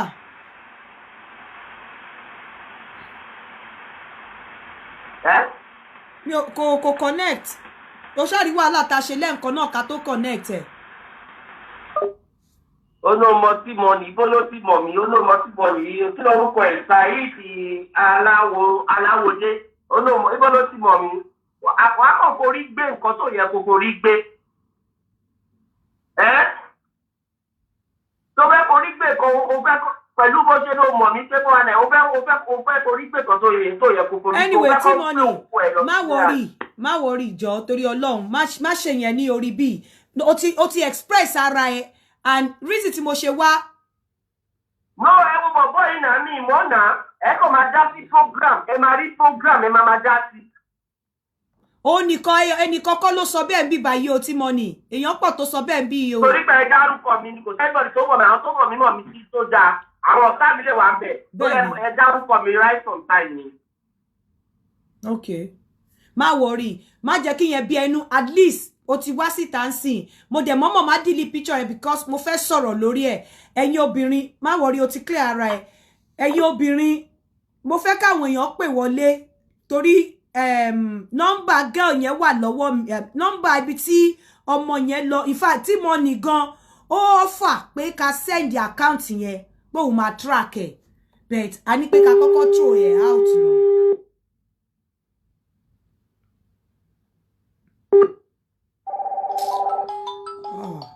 Ọlọ́run ọba o àwọn èèyàn ṣá. Hello sister TNT. máa sá. Hello à ń gbọ́ yín. Yeah, Sherry, nǹkan tí gentleman yẹn sọ. Regarding one program picture yẹn is absolutely right. Okay. That kind of a thing has happened to me in the past. Of course, I didn't form a group of those guys in such a way that even sometimes,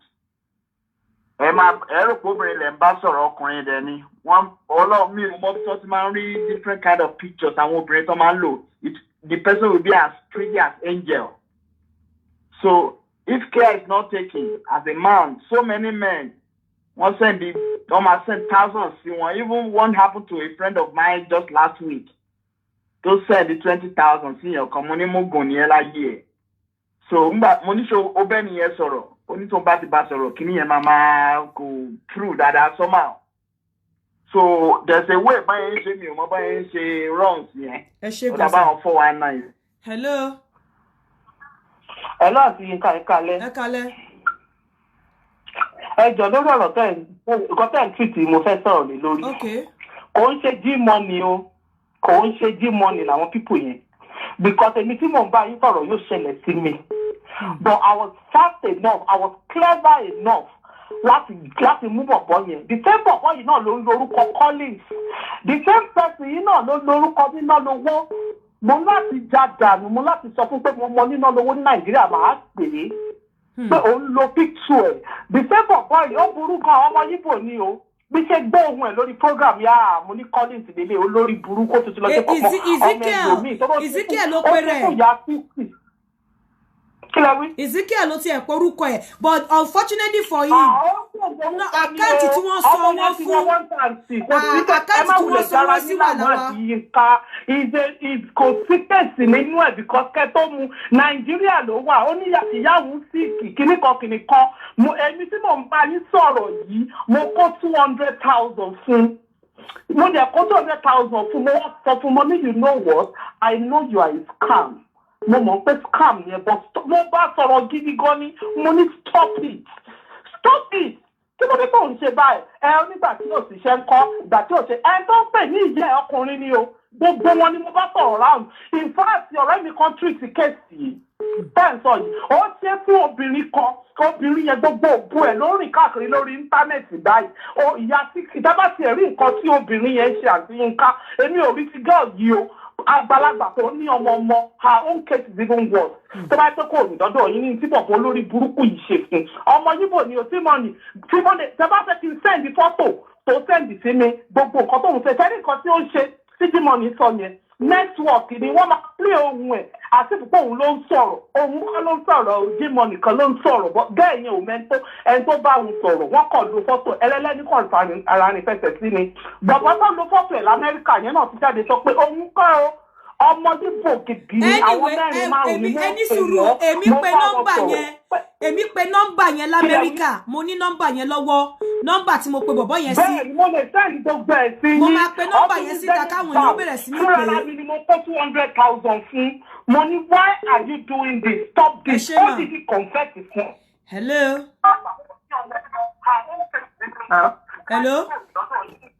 hello sísá Yínká. hello à ń gbọ́ yín.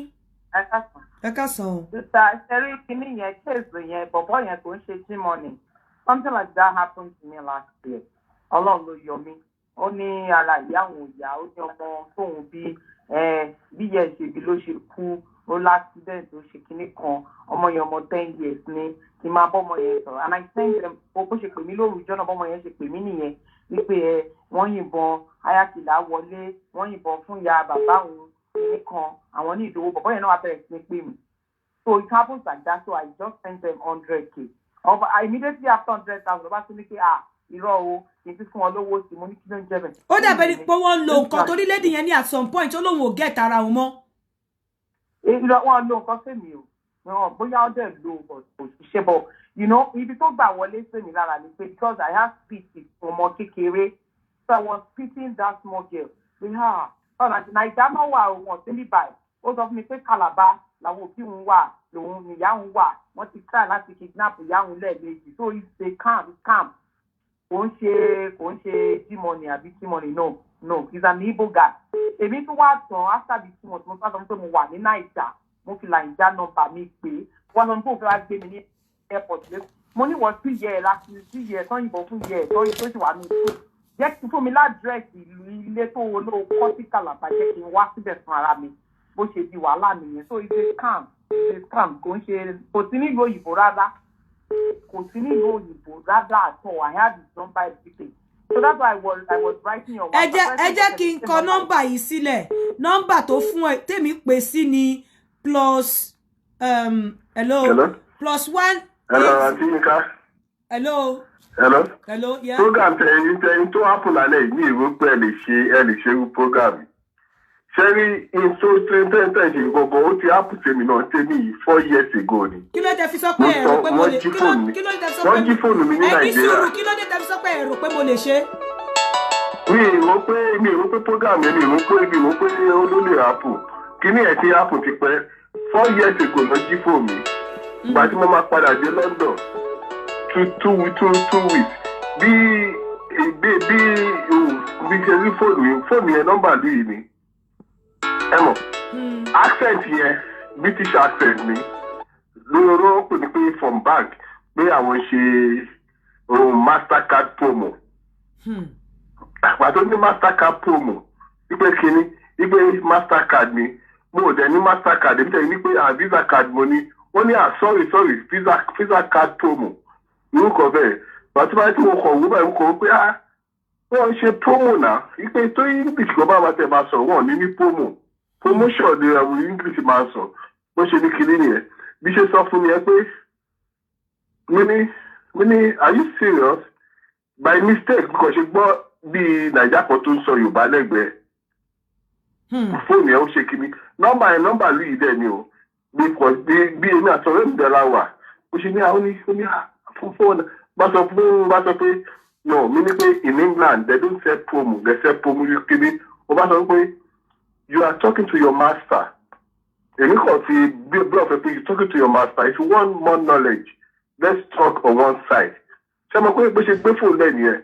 2 minutes after bó ṣe pè bó ṣe dé ló bá sọ Yorùbá.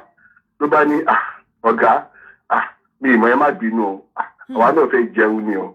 Ẹ mọ̀ mi lè máa try láti máa learn from látọ̀dọ̀ yìí. Kíní yẹn ó shock me. Mi believe ẹ̀. Mo believe rárá so tí mo sọ̀rọ̀ about 5 years ago ni mo believe pé irú kan bẹ́ẹ̀ nọ́mbà lùyìí lọ fi pè mí. Accent ọ̀dẹ̀ ni is a British accent mo ti wá rí for a long time. Wọ́n sọ pé wọ́n ní app kan tó máa ń lò so tó bá ń sọ̀rọ̀ accent ìlú tó bá ń sọ normal English accent ìlú yẹn ló máa lọ ní lẹ́yìn tó pè lórí fóònù yẹn ló máa gbọ́. Bóyá àkọ́tọ́ ló ní tí gẹ́ẹ̀ sọ pé wọ́n sọ American accent wọ́n ní kí ni app kan pẹ̀lú phone tó máa lò tó bá ń sọ̀rọ̀ pẹ̀lú microphone ó máa give exactly British accent or American accent ni ètò nìkan fẹ́ sọ nìyẹn. ẹ ṣé gan.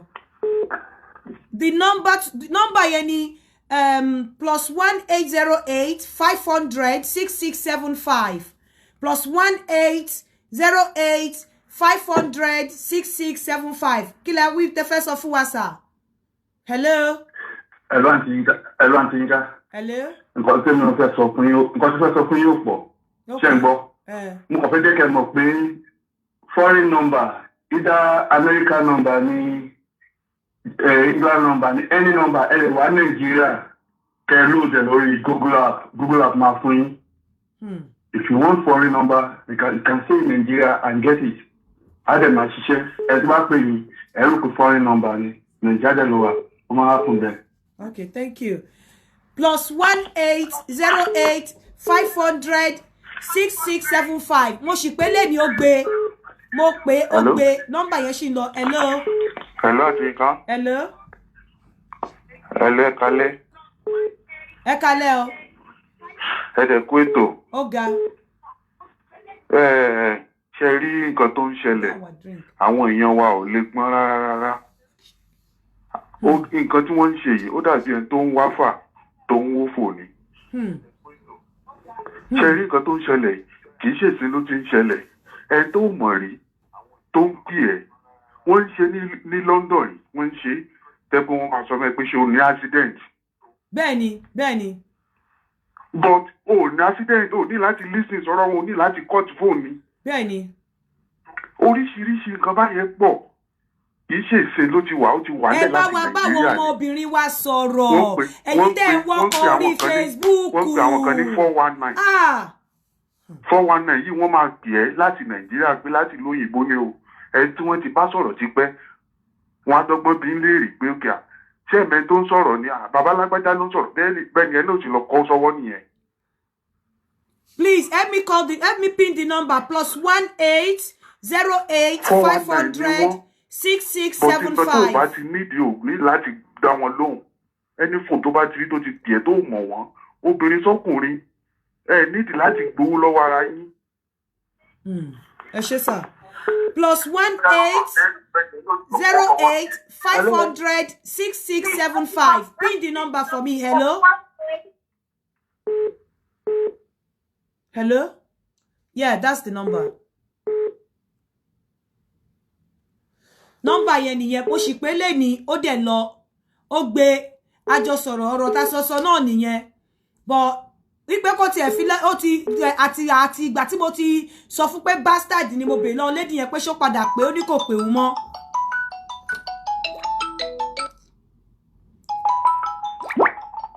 Ó ní kò padà pé òun mọ́. Hello. Ẹ kálẹ́ mà. Ẹ kálẹ́ o.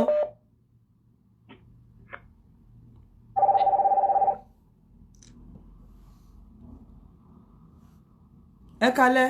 Hello ma. Yeah. Yeah, mo fẹ́ sọ nípa tèmi náà cause I've also been a victim of that. Àwọn scammer yẹn dáadáa. That was 2016 I guess. Mommy. I've also been a victim. I just want to say, I don't really have much to say about those. I just want to tell our person who are in Nigeria. Try láti wà very careful. Ní last week èèyàn kan bá mi chat lórí kíní. Hello Richard. Hello Richard, mo fẹ́ dá mi jọ. Yes ma. Mo pe nọ́mbà yẹn wọ́n ní pé kò sí ní out of state. Mo pe mo ti try nọ́mbà yẹn. Mo pe nọ́mbà yẹn but ó gbé state tó wà síta.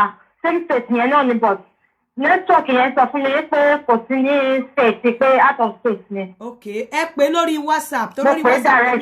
No, mi ò pè lórí WhatsApp, mo pè direct ni. Ẹ pè lórí WhatsApp. Ẹ pè lórí WhatsApp. Okay ma. Hello. Hello Sister Yinka. Yeah. Ẹ kálẹ́ o. Ẹ kálẹ́ mo wà live o. Ẹ wà live show. Ṣé wà live show ni? Bẹ́ẹ̀ni. Hello.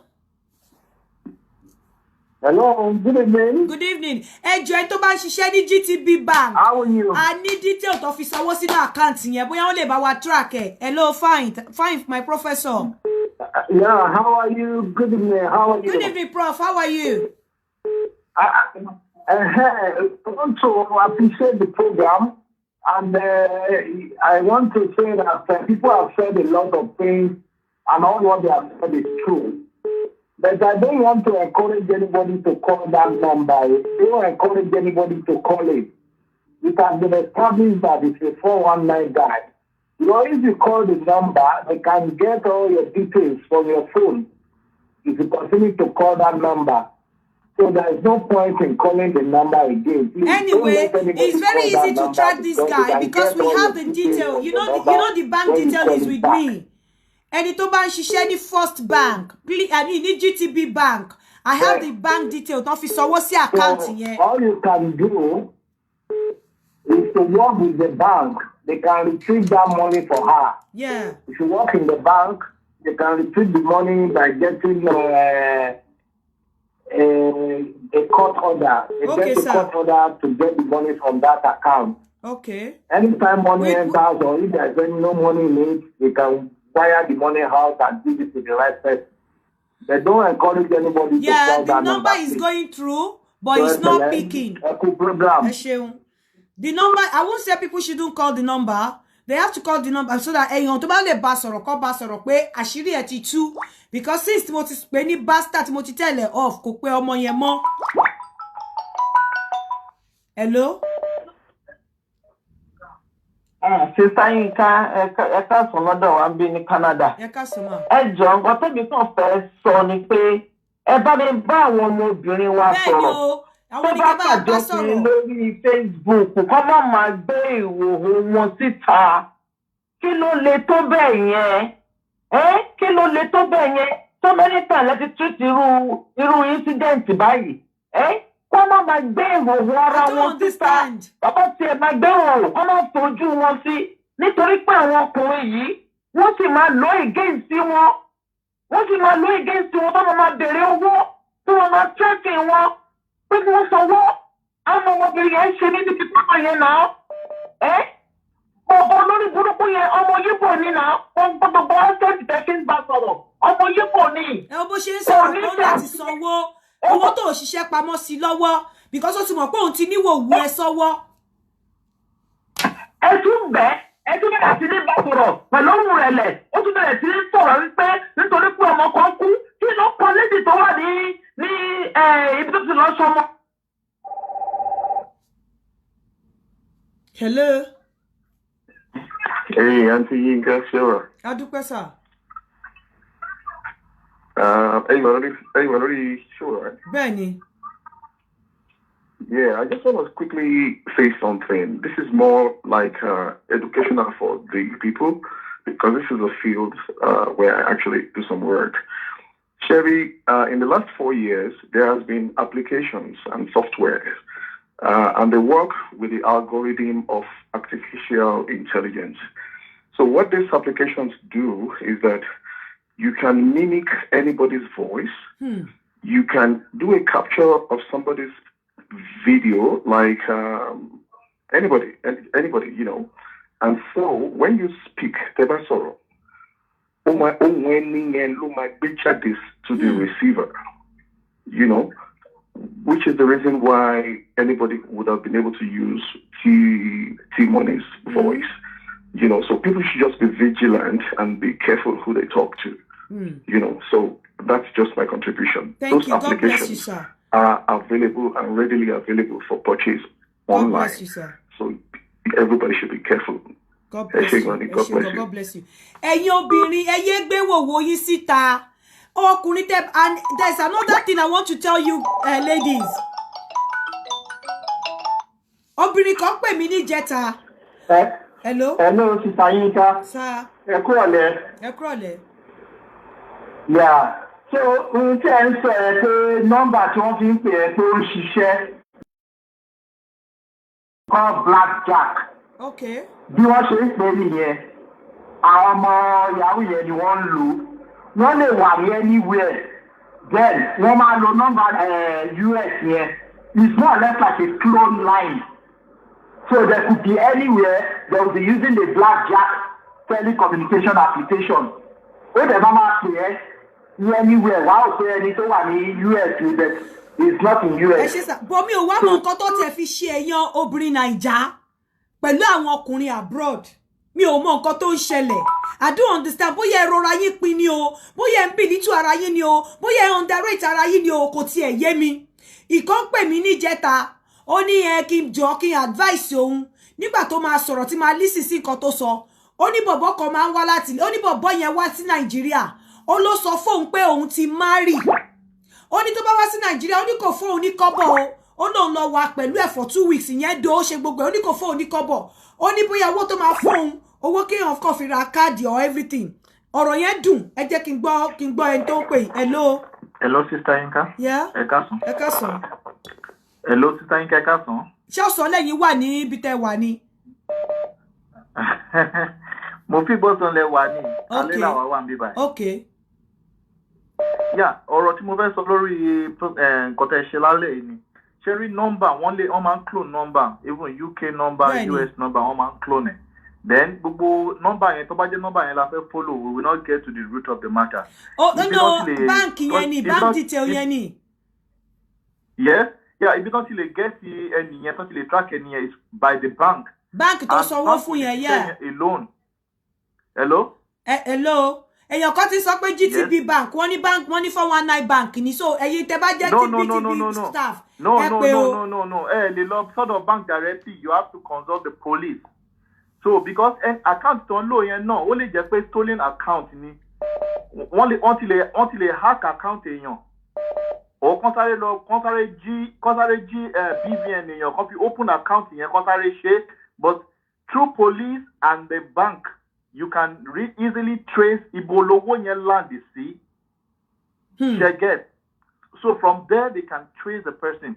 Nǹkan tí mo sọ fún yín tẹ́ bá follow ẹ̀, mo guarantee yín within 1 week on my money. Okay. The person is in Nigeria for sure. Or the clone number ni. So the number clone can be done by anybody. One let me WhatsApp. One let me any other application to own number. Am I worry? So the back we my pick. So then the back if location I have one location US because US number lolo. Okay. So you nǹkan tí mo fẹ́ sọ nígbà tí òun ṣàfiṣe èwo làbùrọ̀ máa wá ọkùnrin abroad káàkiri nígbà tí ó wá pè mí ó send voice note ó ní bọ̀bọ́ yẹn ti marry l'Amẹ́ríkà ó ní ó máa wá sí Nàìjíríà ó ní kò ṣe pé bóyá ó náwó kan lọ fún ẹ títí o ó ní ẹ máa ń pera yín nǹkan kan ó ní ṣàdédé ló lọ this person. Hello. You can ẹ ń pè mí lórí WhatsApp ẹ dẹ̀ wà ní London ó máa já yín dànù. Hello. Ẹ kálẹ́ mọ̀. Ẹ kálẹ́. Yeah, first time mi tí mo mọ̀ pé yín ni mo fẹ́ explain gbogbo bí ẹnìyàn ṣe ń ṣe fún.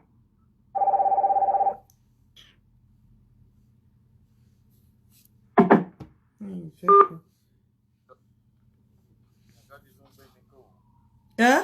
Hello ma. Yeah? Ṣe pé straight ṣe bí London lẹ wà. Ẹ pé straight now. Ẹ kálẹ́ mo mọ̀ explain bí tí gbogbo ẹ ṣe lọ fún yín.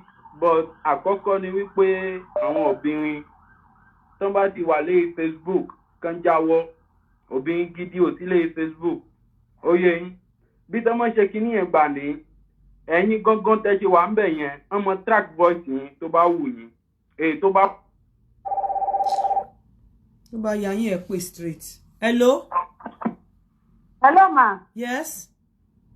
Yeah, irú ẹ̀ ti ṣẹlẹ̀ sí mi mà sí Yínká. Kí báwo lẹ̀yin náà ṣe rin irú ẹ̀ tó fi ṣẹlẹ̀ sí yín? Ẹ mọ bọ̀bọ̀ tó ń pè ní Mike yẹn, bọ̀bọ̀ Igbo Nollywood actor yẹn. Wọ́n lọ clone ẹ̀. Wọ́n fi send his friend. Ó ti pẹ́ nǹkan tí mo sọ yìí bí about 3 years or 4 years ago ni màá. Wọ́n wá fi send friend request sí mi. Mo ti mọ̀ pé wọ́n tún ti dé àwọn 419. Bí ìgbà tí mi ò accept ẹ̀ ẹnìyẹn wá message mi. Pàtó mẹ́sẹ̀jì mi, wọ́n ní kí ló tó fi mẹ́sẹ̀jì mi, ó ní òun kò fẹ́ dá definition rẹ̀ mi pé kí accept òun. Mo ní no, mi ò accept yẹ, mo ní because òun lọ ń lo picture ní picture ni, mo ní gbọ̀ngàn yẹn kọ́ ló wà bẹ́ẹ̀. ló wá ní kí má wọ́ọ̀rì pé òun máa fi fídíò call pè mí ẹ máa gbọ́ o ló máa fi fídíò call pè mí ó ti rí ọmọ àpà ó ti rí àpà dídì yẹn kàn kọ́ọ̀tì mi ọkọ̀ kọ́ọ̀tì mi bàbá yẹn wà nínú mọ́tò bàbá máìkì wọ́n ti lọ crop ibi tó ti wà nínú mọ́tò wọ́n fi sí ojú screen yẹn tó wọ́n á sọ̀rọ̀ lábẹ́lẹ̀ mo ní àwọn fọwọ́ náà bí mo ṣe blọ́ọ̀kì ẹnìyẹn nìyẹn kí ni mo fẹ́ sọ torí pé because I am not a desperate woman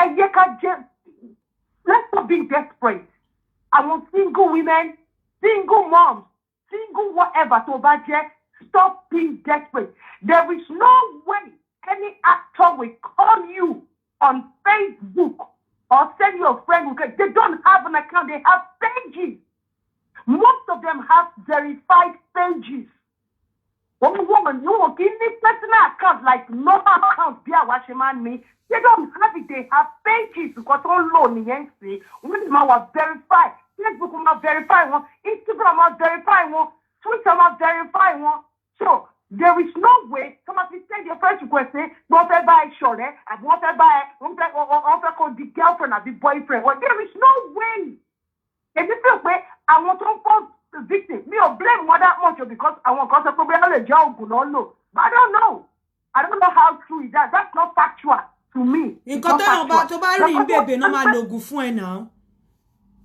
let people stop being desperate. There is no way Jide Kosoko will send you a friend with questions. Desperation.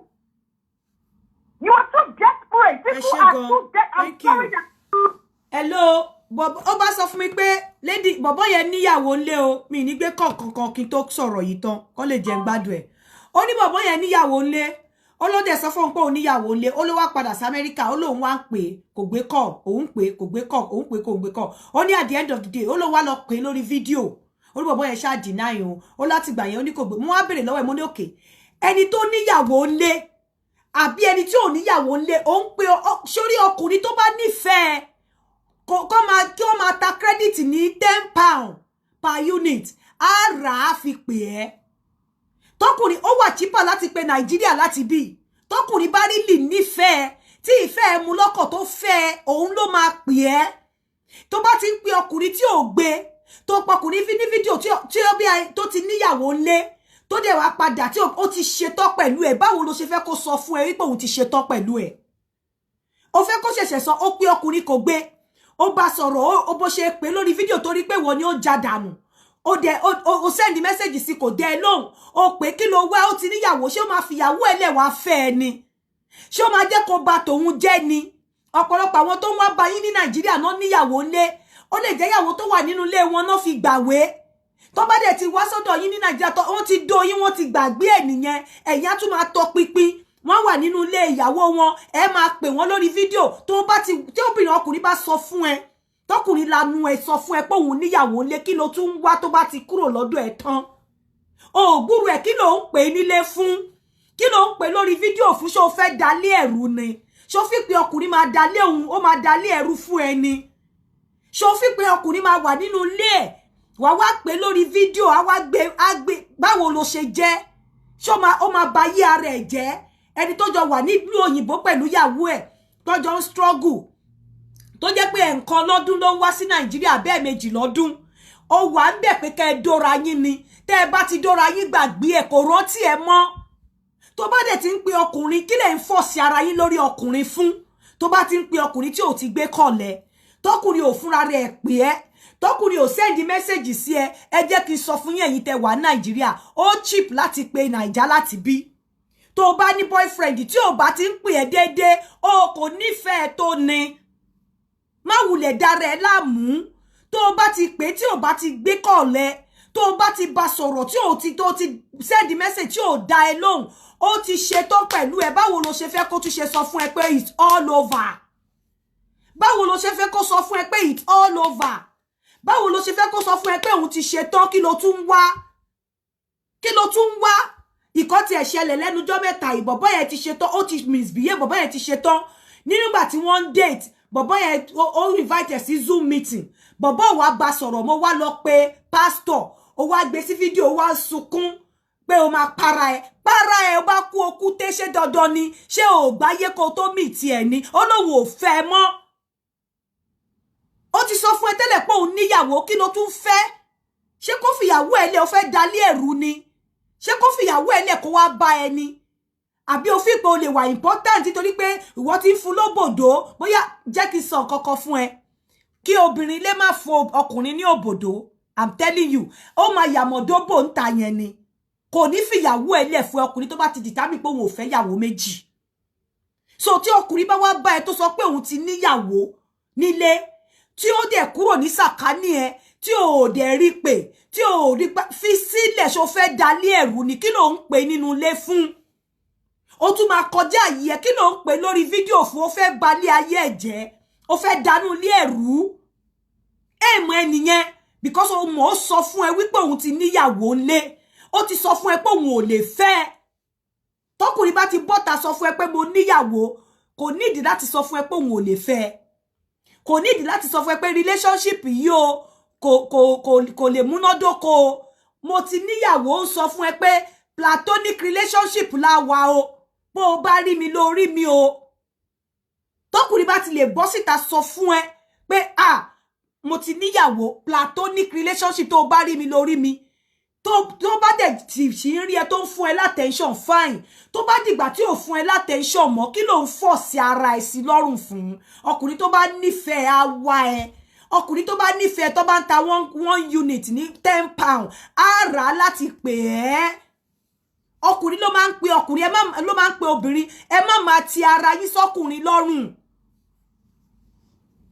ẹ má máa fọ̀ sára yín sọ́kùnrin lọ́rùn òun ló máa ń fà tí tẹ máa fi ń bọ́ sí ọwọ́ lọ́wọ́ ìmí á lọ ṣe ògùn dẹ̀ máa ewé máa ń súnkó tọkùnrin bá ti sọ fún ẹ tí ò bá ti kó má tiẹ̀ sọ fún ẹ pé irọ́ mi ò ṣe mọ́ ó máa fún ẹ ní àwọn attitude kan tó máa ti mọ̀ tó bá ti rí àwọn attitude yẹn pàṣẹ fúnjà lọ mú sálúbàtà ẹ gbọ́n pẹ́pẹ́pẹ́pẹ́ kó o máa bá tiẹ̀ lọ fi ilẹ̀ lọ́rùn ṣé kò fẹ́ dalé ẹ̀rù ni ṣó máa fìyàwó ẹ̀ lẹ̀ wá fẹ́ ẹ ni o tún wá láyàláyà o tún wá ń pè lórí fídíò nínú ilé láti dá wàhálà sínú ilé láti dá ìbànújẹ́ sínú ilé kó ba lè wá bá ẹ for what àlè làlè máa jẹ́ àlè ní ẹ you will remain àlè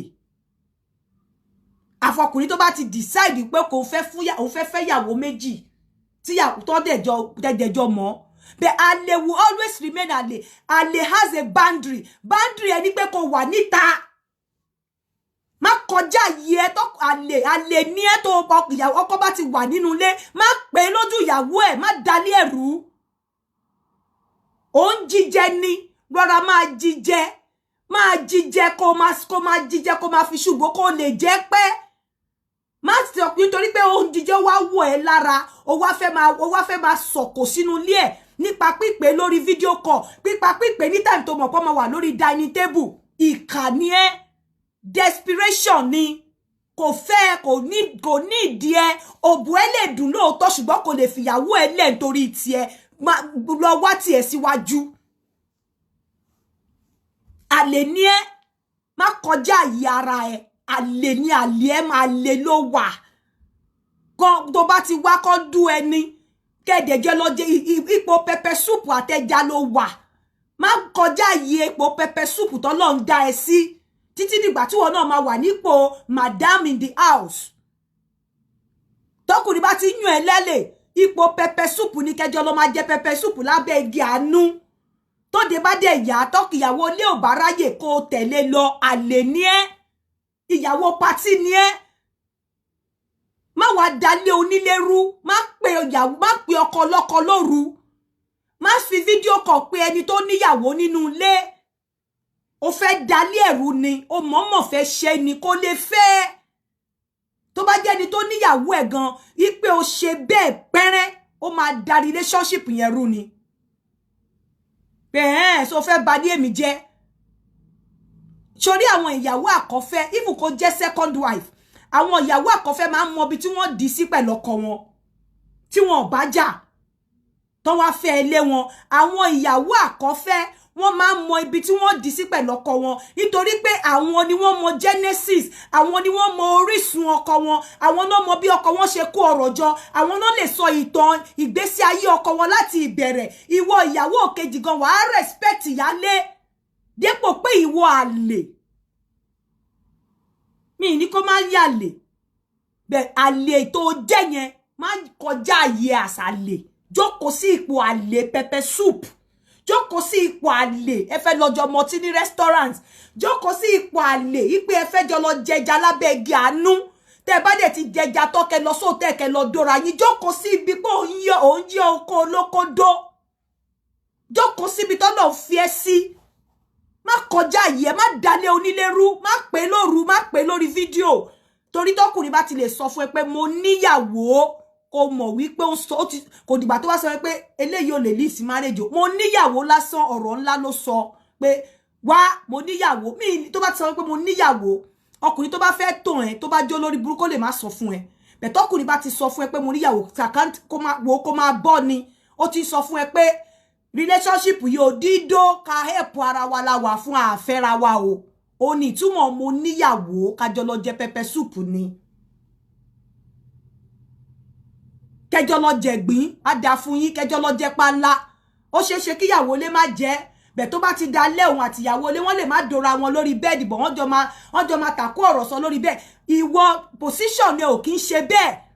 Position ni ò sí nínú position pé kẹjọ sọ̀rọ̀ tó serious. Ìyàwó ilé náà jọ máa sọ̀rọ̀ tó serious, náà jọ má wá dalé onílé rú. Má kọjá yìí ẹ. So gbogbo ẹ̀yin obìnrin tẹ́ ń wá ìyá ọkọ America, ọkọ London, most of these men you are seeing, wọ́n níyàwó labroad.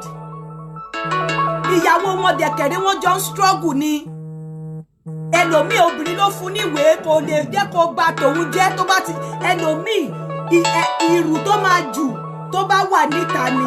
The moment tó bá ti padà wọlé gbé padà síbi tó ti wá bẹ́ẹ̀ ní Nàìjíríà, ìka kan máa wọ̀ nídìí ibi tí kakọ ò ti wọ̀ nídìí. Má fi pé bó ṣe lose sí ẹ ńgbà tó wà nílé ló wà wá ráyè, a máa ráyè máa pè ẹ́. Tí ò bá ti pè ẹ́ ó wà important.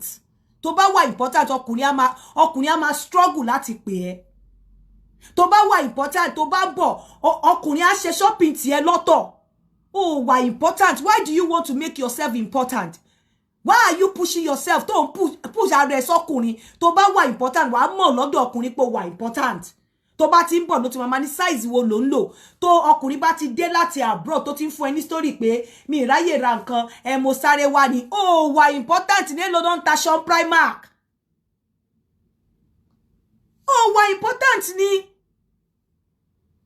Jókòó lórí pay as you go kò dẹ̀ gba pay as you go kò fi rẹ̀ sípò kò dẹ̀ máa fúnra rẹ̀ máa ṣàdúrà pé kọ́lọ́n kó fún ẹ ní nǹkan tó máa kọ́lọ́n kó fún wọn náà ní orí àjẹmọ́nú tó fi máa wà important lọ́wọ́ ọkùnrin kan tí yẹ pé ọkùnrin kan á lè sọ fún obìnrin mí ẹgbẹ́ ń ta pé wá mo níyàwó ńlé o torí tí wọ́n bá fẹ́ wọ náà tó dẹ̀ wà important lọ́wọ́ ọkọ ẹ tọkọ ẹ bá wà lọ́wọ́ ọ̀dọ̀ obìnrin míì á máa sọ wípé mo níyàwó ńlé o àdúrà tó máa gbà nìyẹn má wá máa títorí wípé ọkùnrin sọ fún ẹ pé òun níyàwó ńlé o wá fẹ́ dalé yẹn rú o fẹ́ bayé ilé yẹn jẹ́ gbà pé kó máa pè ní time tí ò yẹ kó pè é gbà pé kó máa pè lórí fídíò why àlè is àlè jókòó níbi àlè tọ́lọ́run fi ẹ́ sí títí dìgbà tọ́lọ́run máa ṣe ẹ́ ní ìyàwó ilé. Ẹ mọ̀ pé ṣàkátà pàrà làgbàlagbà tèmi máa ń sítọ́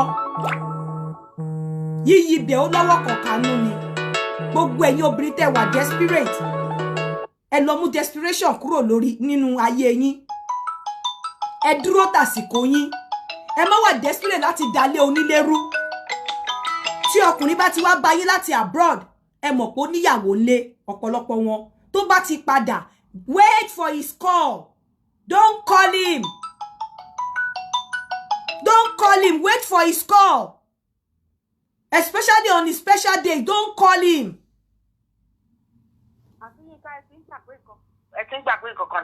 Kí ni nǹkan náà?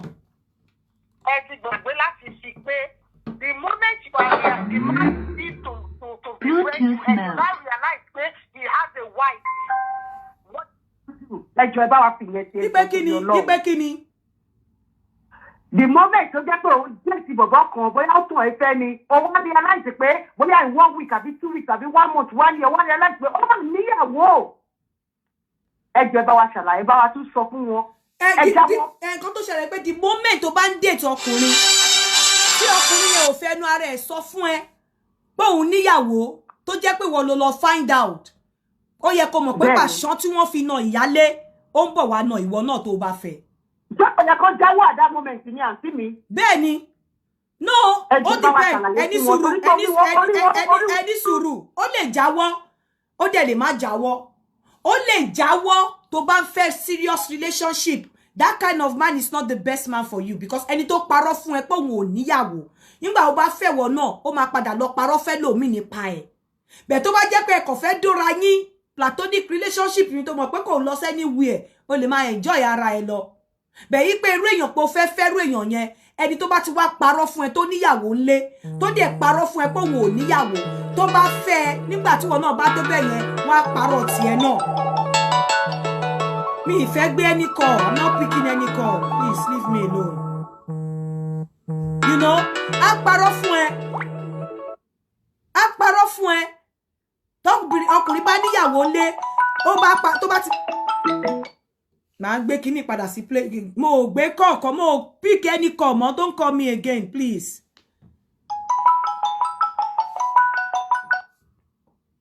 Á parọ́ fún ẹ jọ̀ọ́ nítorí Ọlọ́run ẹ jẹ́ ká mú ẹ má jẹ́ ká wà desperate ẹ má jẹ́ ká kọjú jo olú ọ̀rán ìgbẹ́ ò tó sè lọ́bẹ̀. Hello brother mi ò fẹ́ gbé any call mọ́ mi ò gbé any call mọ́ ẹ má worry. Hello. Ẹ má jẹ́ ká parọ́ ẹ má jẹ́ ká wà desperate nípa àti ọkùnrin abroad ẹ má jẹ́ kójú wa máa ràn mọ́ ẹ dúró kẹ́ mọ́kùnrin ní Nàìjíríà kẹ́ ẹ jọ bẹ̀rẹ̀ ojú kòkòrò ti pa yín kú dẹ máa fi lọ rọ́kùnrin lórí Facebook tí ẹ mọ background ẹ téèyàn kọ́kọ́ ò introduce ẹ sí yín ẹ má ti rò pé ti lọ́kọ wọ́n tẹ̀ tí ní ọ̀pọ̀lọpọ̀ obìnrin náà ló tún ti lọ máa lọ sínú profile oní profile lórí Facebook ló máa wá ọkùnrin lórí kíni at the end of the day tó bá fẹ́ gbogbo yín síta ẹ wá máa sunkún bí dende ẹ máa sunkún bí egbére ẹ jọ̀ọ́ nítorí Ọlọ́run dede mera o ẹ jẹ́ ká fi eléyìí kọ́gbọ́n ni mo ṣe mú wá sọ́dọ̀ yín nǹkan tó ń circulate káàkiri ní ti Libya wọ́n fi wọ̀n mí ọmọbìnrin tí wọ́n nà ní Libya ara ojú kòkòrò náà ni ọ̀pọ̀lọpọ̀ náà ni nǹkan táwọn ìyá wa ṣe ń bẹ̀ obìnrin mi àwọn ìyá mi ọmọ wọn ò ṣàgbàfọ̀ ó ń gbáṣọ wálé wọ́n rójú olè wọn ò mú ọ̀pọ̀lọpọ̀ ìyá ló jẹ́ wípé tí àwọn ọmọ wọn bá délé wọn máa wo báàgì wọn pé kí ló mú bọ̀ wọn ò ní bèrè ibi tó ti ń bọ̀ ọmọ tí ò ṣiṣẹ́ tí ò tí márì á dé á fún ẹ lówó níbo ló ti rí àwọn ìyá yìí ò ń bèrè mọ́ ọ̀pọ̀lọpọ̀ làwọn ìyá tó wà ní Nàìjíríà tó ń lọ́mọ labroad tí yín ilẹ̀kùn tí yín ni pé kọ́ máa mú wá a mọ̀ pé lóòótọ́ Ọlọ́run sọ pé ká tọ́jú àwọn òbí wa ẹ̀yin òbí wa náà ẹ ní responsibility fún wa náà ọ̀pọ̀lọpọ̀ àwọn òbí ọ̀pọ̀lọpọ̀ àwọn family tó láwọn èèyàn labroad ẹ ní ever ro nínú ayé yín wípé kẹ́ra kọ́ọ̀pù èdè ẹyọkan kọ́ọ̀pù ata kẹ́ lọ kẹ́tì ẹ̀ wá parọ́ kẹ́ wá pe family yín tó wà labroad pé wá báwo ni mo ṣe fẹ́ send nǹkan sí ẹ mọ̀ pé gbogbo kíní là ń fowó rà ń bí ẹ̀yin ò ní fẹ́ rà pé kẹ́ fi ránṣẹ́ àfikọ́ mú wá ilẹ̀kùn tí yóò máa ń ró mú wá ni ẹ̀yin ò ń ro pé kí lẹ lè ṣe láti fi assist àwọn èèyàn yín tó wà labroad abẹ́ fi pé wọn kì í assist àwọn tó wà labroad àwọn oúnjẹ tá à ń rà yìí ó wà very expensive lórí àwọn tí wọ́n ń fún yín lówó tẹ́yìn ń gbà lọ́wọ́ wọn kí ló kọ̀ sí yín ẹ̀wà kẹ́ra díẹ̀ gàrí kẹ́ra díẹ̀ èdè ẹ̀lọ́ kẹ́ wá ṣe gbogbo ẹ̀ kẹ́ wá lọ wá kágò kẹ́ ní òkè ọmọ mi mo ti ra kíní yóò báwo ni mo ṣe fẹ́ send ẹ̀ sí ẹ ẹ̀yin ò kí ń ṣe bẹ́ẹ̀ tí yín ni pé nǹkan tẹ́yìn ṣàbá máa gbà lọ́wọ́ wọn ni grab your copy kẹ́ ṣáà máa gbà lọ́wọ́ wọn ni ẹ̀yin ò mọ̀ pé wọ́n máa ń fúnyàn especially ẹ̀yin families ẹ wà ní Nàìjíríà ẹ mọ̀ pé wọ́n máa ń fúnyàn àfi kẹ́ gbàgbàgbàgbàgbà ariwo yẹn pọ̀ ẹ mọ̀ pé wọ́n máa ń fúnyàn ìgbẹ́ ṣe máa gbà lọ́wọ́ wọn ni ẹ̀yin ò ronú pé kí lẹ lè ṣe tẹ́ máa fi fún àwọn èèyàn ẹ ronú lẹ lè ṣe tẹ́ lè fi fún àwọn èèyàn pé kẹ́yìn ṣá àgbàlẹ̀ wà after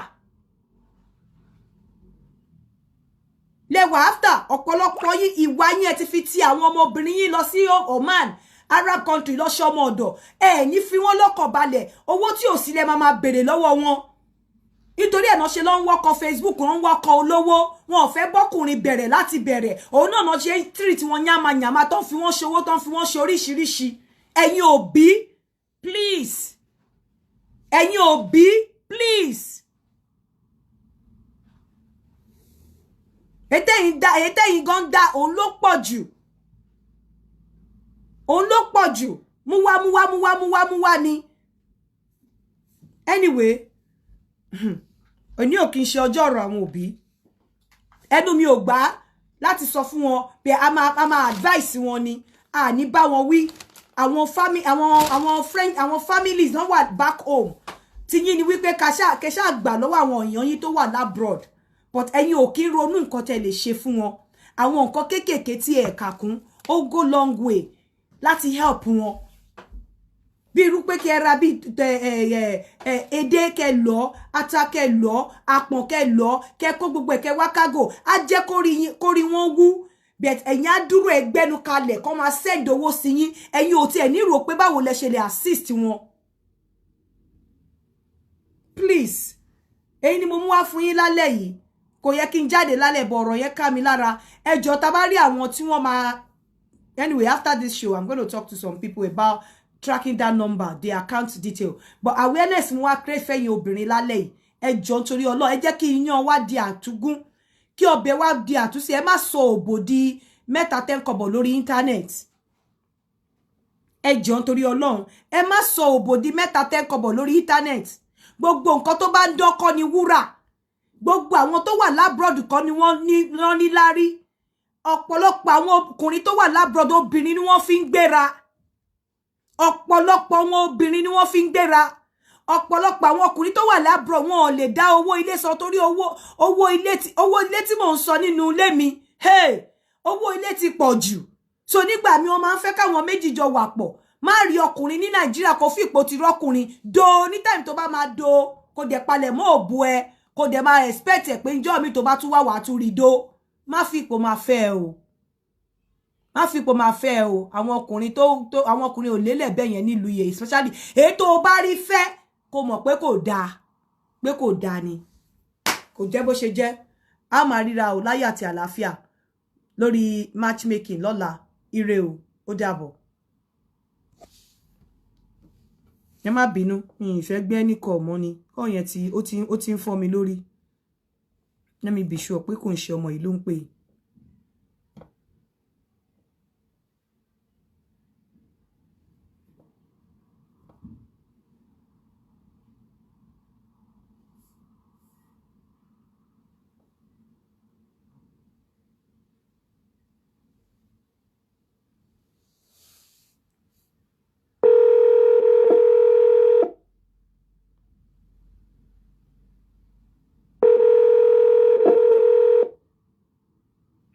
Serious student. Hello? Hello? Hello? Hello?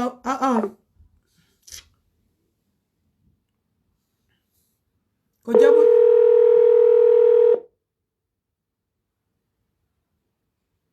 Let's lọ ṣe matchmaking at least ẹ mọ̀ pé èèyàn kan wà responsible to bring you together. Hello?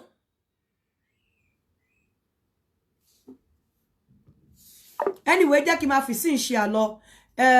Gẹ́gẹ́ bí mo ṣe sọ ọ̀rọ̀ ilẹ̀, I'm just waiting for àwọn documents kò dé kẹ́ lè wá rí seeing is believing. Kí tó di pé mo bẹ̀rẹ̀ kíní but however àwọn èèyàn kan ti pè mí àwọn kan gan ti sanwó láti rà. So ẹ mọ̀ pé mi ò kí ń bá wọn ṣe èrà tí ò lọ mọ́ nú mi ò ní get ara mi involved nínú nǹkan tí mi ò wà sure so lágbára Ọlọ́run màá máa fún yín ní detail later títí dìgbà náà á pàdé láyé àtàlàáfíà lórí matchmaking lọ́la ó dàbọ̀ ire o.